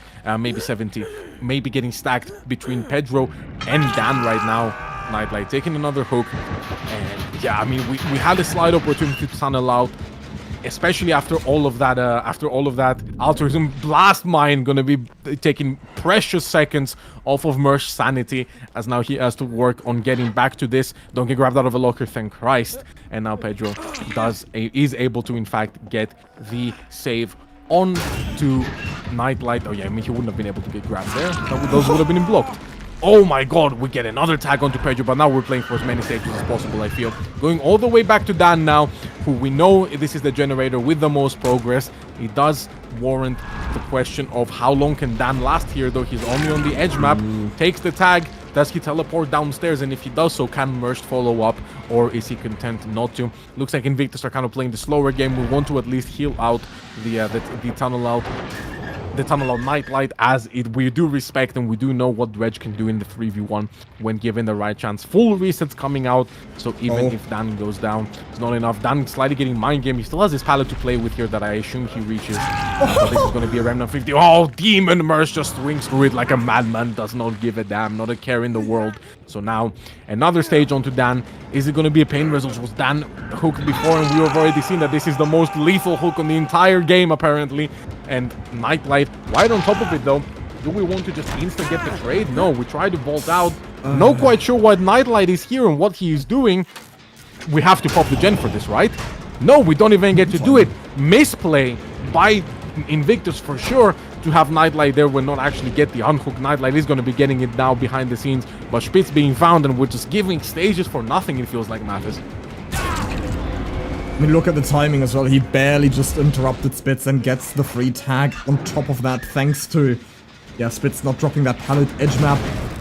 And he's been able to delay the end of this game quite dominantly. He's got 2 survivors on Death Hook, and they're both injured. Nightlight about to be healed, I believe. Oh no, I think they're full resetting. Yeah, they're 3-man resetting with Dan. But now Merch teleports downstairs one more time. They're all going to be interrupted. They're not exactly sure where... Oh, he's gone back up, in fact. Oh, that could have been horrible. Oh, there we go. He teleports right on top of them once again. And there's 3 survivors here. Oh, the no. clown card on the generator. We're going to see all 3 of them spawn in Merch's face. He's going to try to outplay it again with the Husk. But yeah, this time Nightlight does make the vault without taking it. He only has this pallet available here, however, tries to get the cheeky stun onto Merch, who just barely taps S the moment throws that pallet down.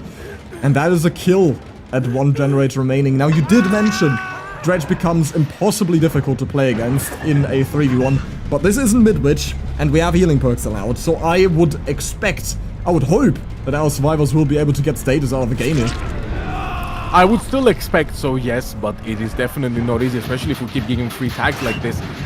Locker here, lock being broken, but Merch is doing such a good job of bouncing back and forth and really interrupting Invictus' survivor side, and I think he's going to be able to do so again. Look at Pedro, look how aggressively he's trying to play for that. That doesn't connect.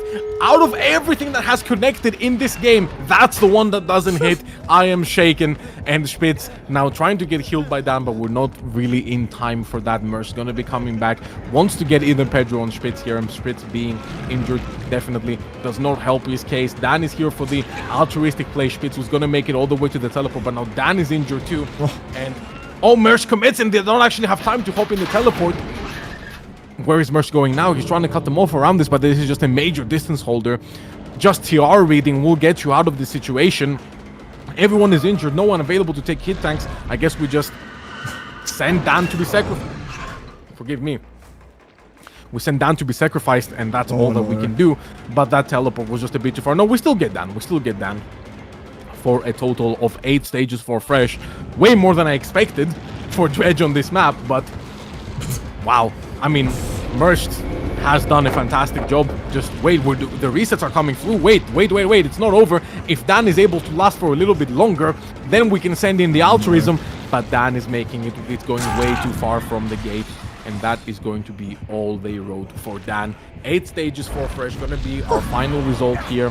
One last check, maybe with the Remnant. We don't have Nightfall, so no Killer Instinct. And yeah, Invictus are taking their outs. 8 stages for Fresh. Very doable. Very, very difficult, though. I think it's literally gonna come down to how much has Mercy practiced this map. I mean, I'm not even sure if we can talk about the possibility to win this, because we have no data on this killer on this map. So that's the first time we've seen it. We might just see a 4K2, we might just see a 0 stage in the upcoming game. But that was interesting. We saw a pretty similar result to what we had on Midwich, actually, which is arguable, or which is typically considered to be Dredge's strongest map. But, I mean, Merch is just here to prove us otherwise, and somehow was able to pull off 8 stages here. I was hoping that he barely gets 6 here. Sports off the 8 with 4 freshes, casually, with 2 kills. I mean, that's impressive. That is... I never would have expected that. And we have a couple of the replays to look at as well before we get into our final set, unless they somehow tie this as well, because that's always a possibility with these teams. Saying it time and time again. But yeah, what did we have at the start here? I'm pretty sure this was the attempt flashlight save. That unfortunately backfired. Had they got that at the start, right? But he got body blocked by the locker. I feel he had an angle there, however. He just mistimed it. Yeah, could have been the case for sure, but I mean, forgive me, Mathis, this game is like a fever dream to me. This the things I have witnessed here today. Yeah, look at this. That is just. I feel like if he stood still, he could have had it, but thought he wasn't going to risk it. But a bit of drift on Pedro. Maybe somebody check his tires. I don't know what's going on there. A bit of deja vu. So I could say maybe he has the perk. I don't know. I have been in this place before. Exactly. Oh, thank God somebody catches that reference. Oh my God, nice. But yeah, you're welcome. Unable to get this. That would have been a massive shift of momentum if we never got this hook onto Dan. But alas, it did come through. And now we have to play for this 9-stage win con for Pedro. It's going to be difficult. And I feel like we gave up so many tags to protect Dan, where we've actually put Merged in a bit of a snowballable position. But I don't know whether he made the right decisions in order to lead himself into that and play into it, or what he did is actually what he was meant to do and continue to spread his pressure and leave Tunnel Out Dan alone. I think maybe we could have seen the Tunnel Out happen, but yeah, look at all of this. Look at this. Look at this shenanigans going on here. I mean, Team Invictus just throwing everything at the wall, and something did eventually stick. So many tags have been taken. I mean, they're really taking advantage of the fact that they have reset perks, right? They're for sure taking advantage, because normally you cannot take this many protection hits against classic balancing Midwich Dredge. That would just be pure suicide. So clearly they knew what they were doing and they made it pay off. So bravo to them. I mean, I was questioning the scenario so much as how the fact that just 2 people ran in. Apparently, 1 survivor alone is just not enough, and you need 2 in case he teleports ahead. I mean, that's kind of something you might consider with Nurse at that point as well, because you can have 1 survivor in front of you and 1 right behind you, so it's a Mr. President from both sides. So the Nurse can the only way the Nurse is ever gonna get the hit is by blinking straight inside of the survivor that she's trying to hit. Because Nurse and Dredge kind of have that similar functionality, where both can TP ahead of the killer, ahead of the survivor that they're chasing. I feel they're the only 2 that can do this, at the moment at least in the game. This is typically where on Midwich especially, you start seeing Dredge being played like Nurse once that Nightfall hits, and that's something that Merch was also trying to take advantage of. Obviously not as many lockers available on this map, But he did try to take advantage of it, and he really nicely also demonstrated how a wide Dredge can be quite powerful on this map, because he was able to go up and down the entire time, and didn't need to, go through either portal or go to main building and then traverse downstairs. He was just able to TP up and down, and that's really good for this killer's momentum. I'm pretty sure this is where we get another ridiculous hit onto Nightlight. Yeah, that's another fresh on the counter for him. Third stage at the stage of the trial, but Volkuz, remind everybody of what win condition Pedro has to meet in the upcoming trial. Of course, Pedro has a 9 stages for fresh win condition that he needs to meet in order to take it home for Invictus and knock Mercy out of the tournament. 8 stages for fresh will be a tie, so yes, 9 stages for fresh is what he needs. I mean, on paper, I would feel like this is something Pedro can do. I feel like this is within his grasp for sure. But again, we just need to see. I fully believe it will come down to how well does Mercy know how to play around this map. Pedro coming in with the Pop Eruption, Painter's Corrupt.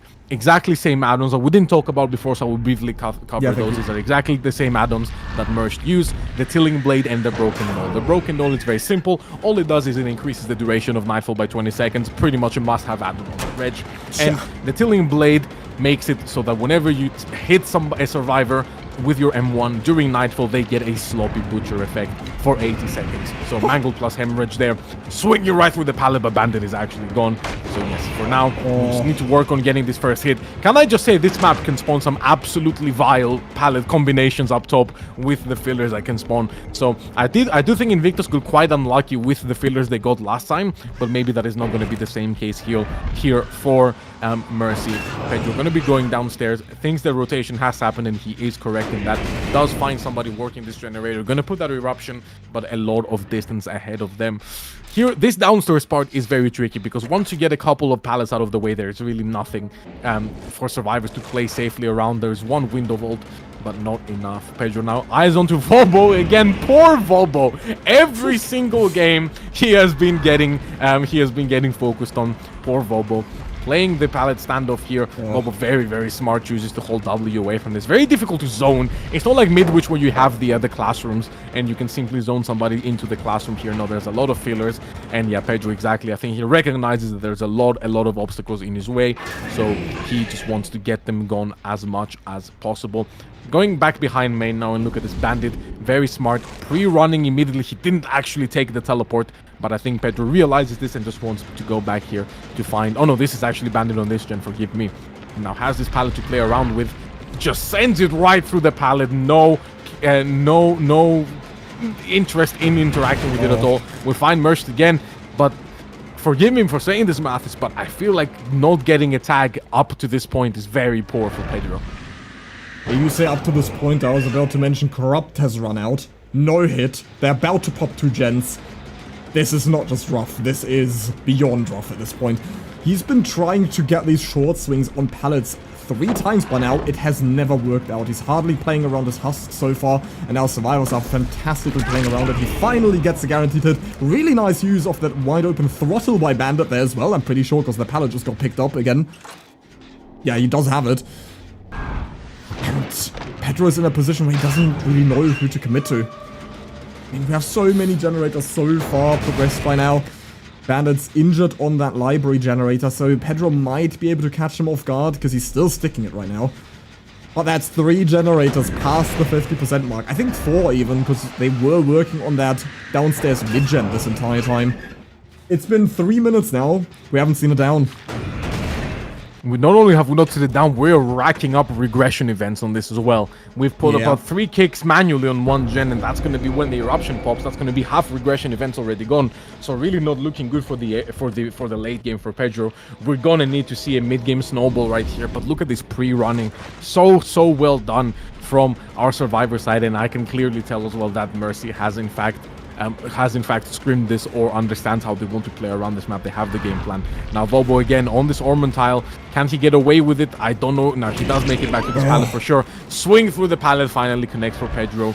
Nightfall is now up and online, and this is now when we need to snowball, because realistically there's going to be a lot of gens flying relatively shortly. We're able to find the injured Bandit that only has the TNL to play around.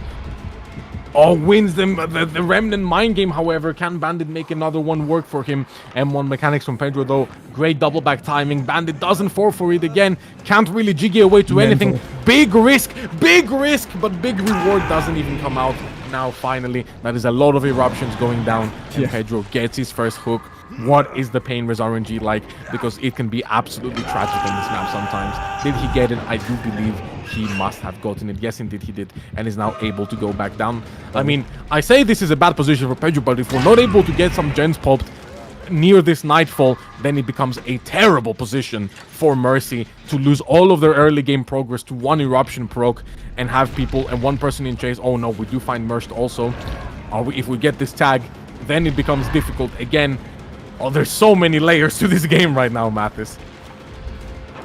I mean, Pedro has had a fantastic comeback because he just got Tie Lion injured, so he's not on a gen. He just interrupted Merch on the Arnold, so he's not on a gen. It's only Vobble right now. And if they do not get a reset really quickly, then Bandit is going to go second stage 4-3 for Pedro. And then he has a potential tunnel out and a potential kill, looking at the about 2 generators remaining mark. And keep in mind, last game we did not have a kill until the same area, so he is in a pretty solid spot to match this result, but he has to make absolutely sure Bandit goes second stage here. And it is going to be Vobbo who goes in for this Anuk, and Pedro is out of position, does not, he barely interrupts that. What a ridiculous swing, that requires incredible precision to get the down. I'm pretty sure, yeah, he's just gonna go for the pain rest and then probably try to TP after Bandit. Because we have to keep in mind still with Dredge, he's very comfortably able to do so, and I'm pretty sure that is Bandit running right into his face almost. So he's been able to close that gap quite drastically. Yeah, I mean, he's only a couple meters away from him now. Does have this pallet available, but yeah, I mean, Bandit only has that wide open throttle, so he doesn't have that live available to use, but it doesn't even seem like Pedro is committing to this. We did get a ridiculously early pull. Oh, we did finally, I mean, not even the pull, yeah, what am I talking about? We get the Anuk under the hook right after. Yeah, no, it is the pull on Bandit, yeah, I was still looking at Vobbo for some reason. It is Bandit being unhooked, but it is still an injured Vobbo who did end up going for this unhook. If he denies him this shack pallet, then he might be able to get this down quite comfortably. Great patience by Pedro, gets the down. It is not going to be another pain rest, obviously, because he's already claimed it on Vobbo and Bandit. Tyline should comfortably be able to pop this generator, hoping no one's on shack, and he will simultaneously be able to interrupt this super far generator. So no pain was required because he's just got the positioning now with this hook, this basement hook, to say the least as well. And Vobbo is dead on hook now. At 4 gens, Bandit also has another stage, so on paper, obviously not being fully aware of what the gen progress is across the map. Oh no. Oh no, Tyline is sleeping. He's asleep. Somebody jolt him awake because he's gonna go down right now. Sleeping on the keyboard, that is really not the time for that to happen. Yeah, I feel like this might be the beginning of the end here. Mercy really needed to have popped this gen they were working on in the early game. We could have been the 2 gens right now very, very comfortably, maybe even approaching the 1 gen mark, but Pedro was in fact able to do so. The dumb tech with the wide open throttle, and Pedro did not know what to expect there, and I think he's just gonna choose to leave for a moment. Can afford to get this eruption kick. Vobbo's still in the basement, so now be a perfect time for Pedro to go. No teleport open! No, wait, no, he does have it. He does have it. Forgive me. Yeah, it wasn't open on the basement anywhere near the shack, but he does have somewhere to go. No way we're letting Vobbo die on a hook. Again, somebody has to be there. No way this is happening again. We're letting Vobbo die on a hook. Okay, just get him off the team, guys. You clearly don't want him here, so you might as well get him off the team. I am, of course, joking, of course. But yeah, I mean, how did we go from having 4 generators at great progress to not being able to pop almost a single one of them, giving a tunnel out and barely staying healthy, giving up almost all of our pallet resources in terms of fillers, giving 3 pop eruption gens everywhere. It's just really, really uncomfortable spot for Mercy right now. I mean, we were talking about the 3v1 with Dredge, right? But in the previous game, we were looking at only 2 gens remaining. This time, we've got 4 remaining, and I'm very doubtful about their progress right now. Because, I mean, as you pointed out, we looked at 4 generators near completion without even Pedro getting a single down.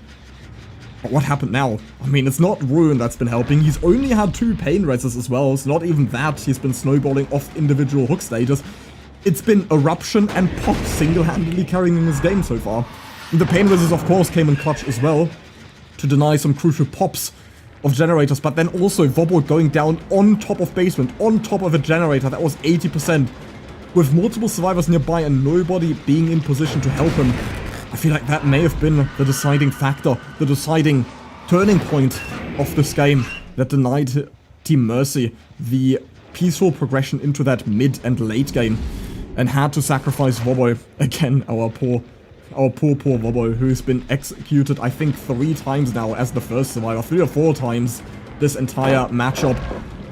I mean, this is looking really promising for... He does it again! That's the 3rd time he's picked it up with wide open throttle. The 2nd generator finally pops. Pedro's been denied a lot of progress here now, though, after Vobo has been killed. I want to say Mercy fell asleep after Pedro got the first stage, but now Pedro might be falling asleep after he's got his first execution. This Bandit is still far from going down here. And Ty Lion has a gen really close. Merch has just started his. He should be able to get us down onto Bandit relatively soon, because this pallet isn't the safest on the map.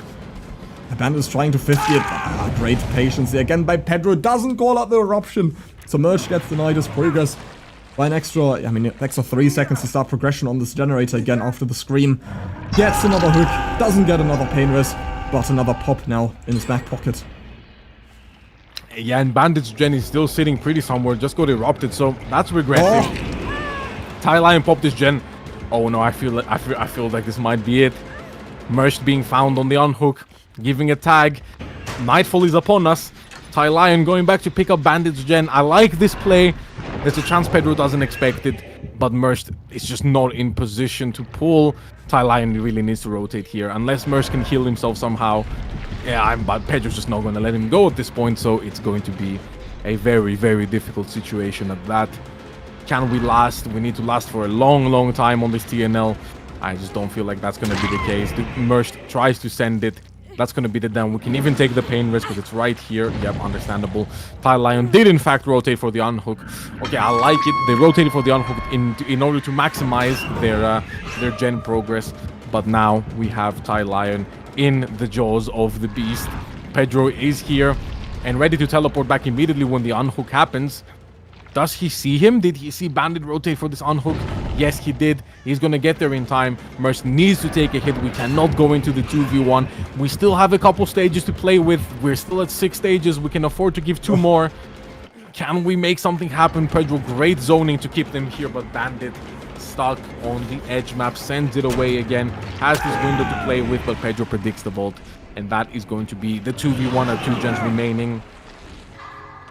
Not enough going on for Mercy to where they can bring this back, I fear.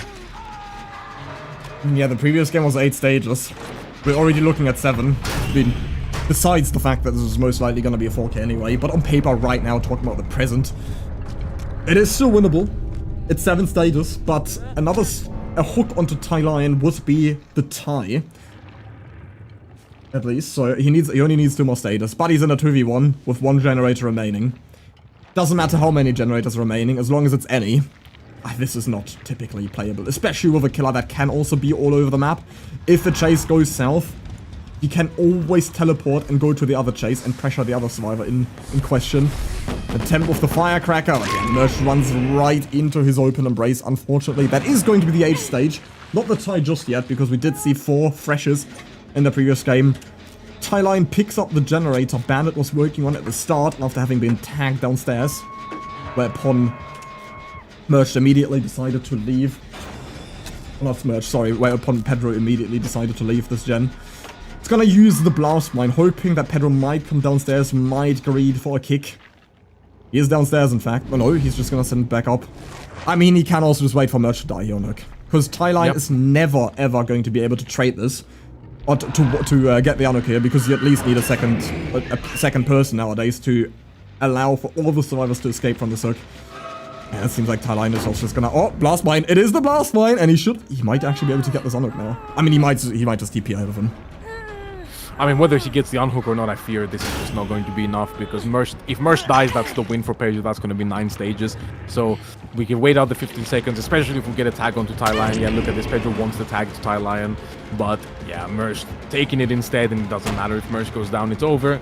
Ty Lion needs to be altruistic and help Mersh out, unless Mersh can make up, I don't even think saying hero chase is enough, a legend chase. But yeah, Pedro's never going to just let him get back to that gen for free. So now it's only a matter of time. One of them will go down eventually, and whoever does will be the end of the run for Mercy. I think now Ty Lion's gonna take this tag, excuse me.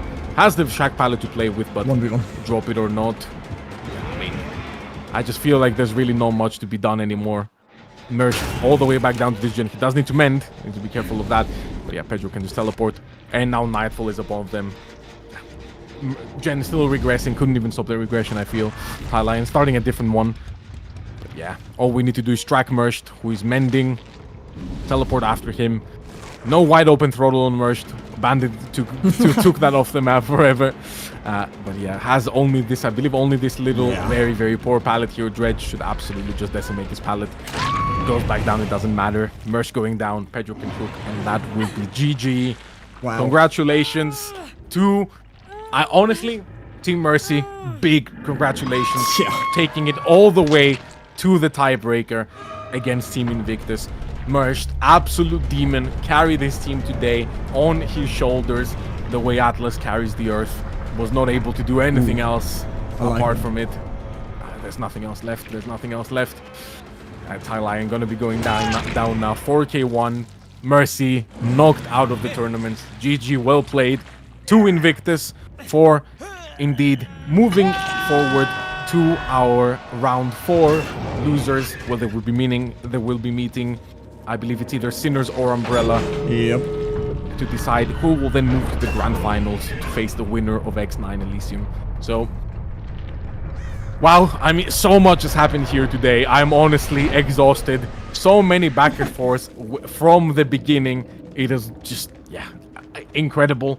I am so proud of Mercy for doing as well as they did here today. They have always been a team that has been trying to punch up into the top tiers to play against these top tier teams and get good results. This is one they can for sure be proud of, and especially Mersh. I know I've said it before, I'm gonna glaze this man to death. I don't care. He has done incredible job for his team. 4K'd 3 Mercy Invictus on Artists, almost 4K'd on the Shape. Very good result at the end. This team almost matched it on the Mastermind. Then, of course, won on the Lich versus Pedro's Lich. That is no small feat. And then now did a great job at the Dredge, but the Survivor side just could not keep up. Still not 100% sure how to explain what happened to Mercy in that early game, but at last it is now over. Yeah, I mean, big congratulations, of course. Incredibly well played by both teams at the end of the day. And you know what, while we have a quick look at one of the replays here, I really want to hear your opinion, Volkuz, on how this played out. On Dredge on Forgotten Ruins. What is your opinion on the map after having seen this set? I mean, it does seem, obviously, okay, I mean, whenever I think about Midwich, a map... of course, it's not Midwich. Yes, I mean, it's never going to be Midwich. I don't think 4K should be the expected result on this map for Dredge. Yeah. I don't think we're going to have a Midwich situation where it's either 5 stages or 4K2. I don't think we should be looking around for something like that. But Dredge clearly has the opportunity to traverse between the two. RNG is a big part of this map of what fillers you get and how densely they can spawn together on the top side. But it really doesn't seem like Dredge has enough locers to get this early game started, and then even if he does, it also really doesn't feel like the tunnel out is as much of a tool as it is for him on Midwich, because again, he doesn't really have the locers to traverse to every single part of the map and have that insane map pressure that the survivors just can't really overcome here.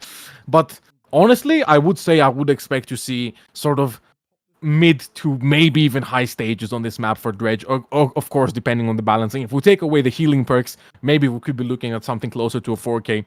Being able to heal against Dredge is absolutely insane. Of course, he gets so much of his pressure from injuries. That's why we normally run in the Sloppy Butcher or the Tilling Blade Sloppy add-on. So being able to take that away from him, I think really puts a hinder in his plans. Otherwise, I would not be surprised to be seeing 4Ks from high-level Dredge players. But yeah, overall, I would say with this balancing, we could probably expect a good from between maybe 5 to sort of 8 stages. Because we have to admit, if Mercy's early game didn't get destroyed, this was a 5-stage game. Oh yeah.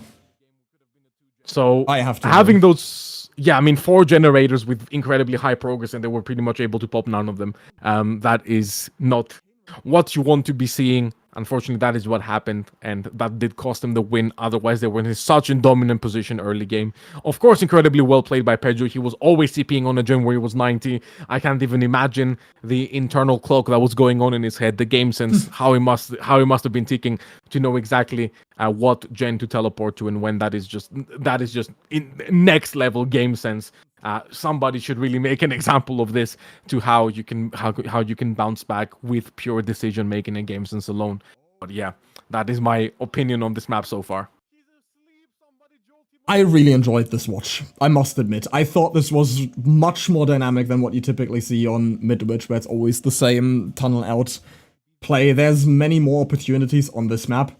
And you did point out the tunnel out is typically easier on Midwich. Did I read that correct? Are you?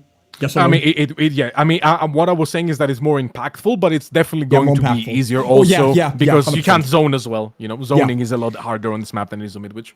Yeah, the one nice thing about this map is when you're trying to go for a tunnel out, the tunnel out can never use the portals if you're right behind them, because you can get grabbed out of the portals, which is also something that we saw happen in the Petroleum Mercy game when we had Doctor on this map, because the shocks deny the portals, then the grab denies the portals.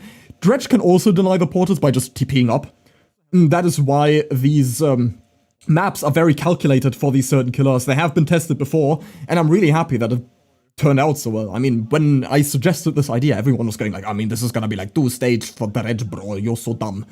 And here we just saw what happened. An 8 stage, 4 fresh, and then a 4k 1. I mean, that's on par with Midwich, and I'm really happy with this result. This was a super fun set to watch, in my opinion, and I hope you enjoyed it just as much, Volkuz. It was definitely more, and I mean, I love Dredge Midwich. I think it's a great show of skill. Yeah, but, of course. Yeah, it is nice. I mean, it is nice to have a bit of a change, and honestly, it was nowhere near as cheesy as I expected. So, you know, I will definitely say I enjoyed that one. Hell yeah. Well, alright. As you've already said, this summarizes the matchup for today. We'll be back tomorrow with the other lower bracket round 3, with Sinner's Umbrella. And we might also get the round 4 right after that. So we might see Invictus play again tomorrow. So we might have 2 best of 5s back to back. That's going to be really interesting. It depends on who wins tomorrow, because as far as I know, Sinners are not available. Umbrella would be. So we might see 10 sets of Umbrella tomorrow, which, I mean, I think that's fantastic. One of my favorites team to watch, personally. But yeah, I mean, that concludes it for today. Are there any finishing thoughts that you would like to share, good sir? Merced, thank you on behalf of your team. Mercy. Get Volbo out. No, I'm joking. That is, of course, just a joke. But yes, I will say the same thing I always say when I sign out. Everybody, we really hope you enjoyed. Thank you to everybody who came and watched. Thank you to the players for providing the entertainment. Yes. Thank you to everybody here behind the scenes. I'm sure Mathis was going to say it anyway. Yep. Yeah, he's going to put everybody by name. I'll just say thank you, everybody behind the scenes, for making this possible. Keep supporting CompTBD. Keep watching your favorite content creators, watching our leagues, watching every tournament you can find. Support us as hard as you possibly can. Let's continue pushing this game into the spotlight so it can keep giving us these amazing moments that we have seen here today. My name is Volkuz. You can find me on twitch.tv/Volkuz_, and that is me signing out for today. Thank you very much for joining me tonight. As you've already spoiled, I'm of course also going to extend my gratitude to the people working behind the scenes today, and that would be your referees Maxolotl and Trikz, in charge of setting up the lobbies, making sure the balancing is respected appropriately by the teams.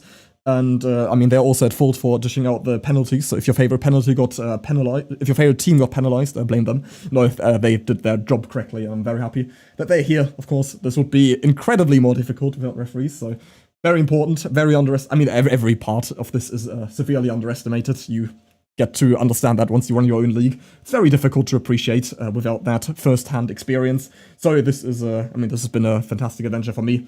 We've been in this VC for 3 hours. I'm pretty sure that's also the stream time we're nearing. If it showed me anywhere. Yeah, I'm blind apparently. It doesn't show me on... Oh, no, there it is. Yeah, 3 hours and 11 minutes. Yeah, okay, I'm blind. I see it now. But yes, thank you everybody very, very much for tuning in. We'll be back tomorrow with more exciting best of fives. Thank you for Mercy. Thank you to Mercy for participating.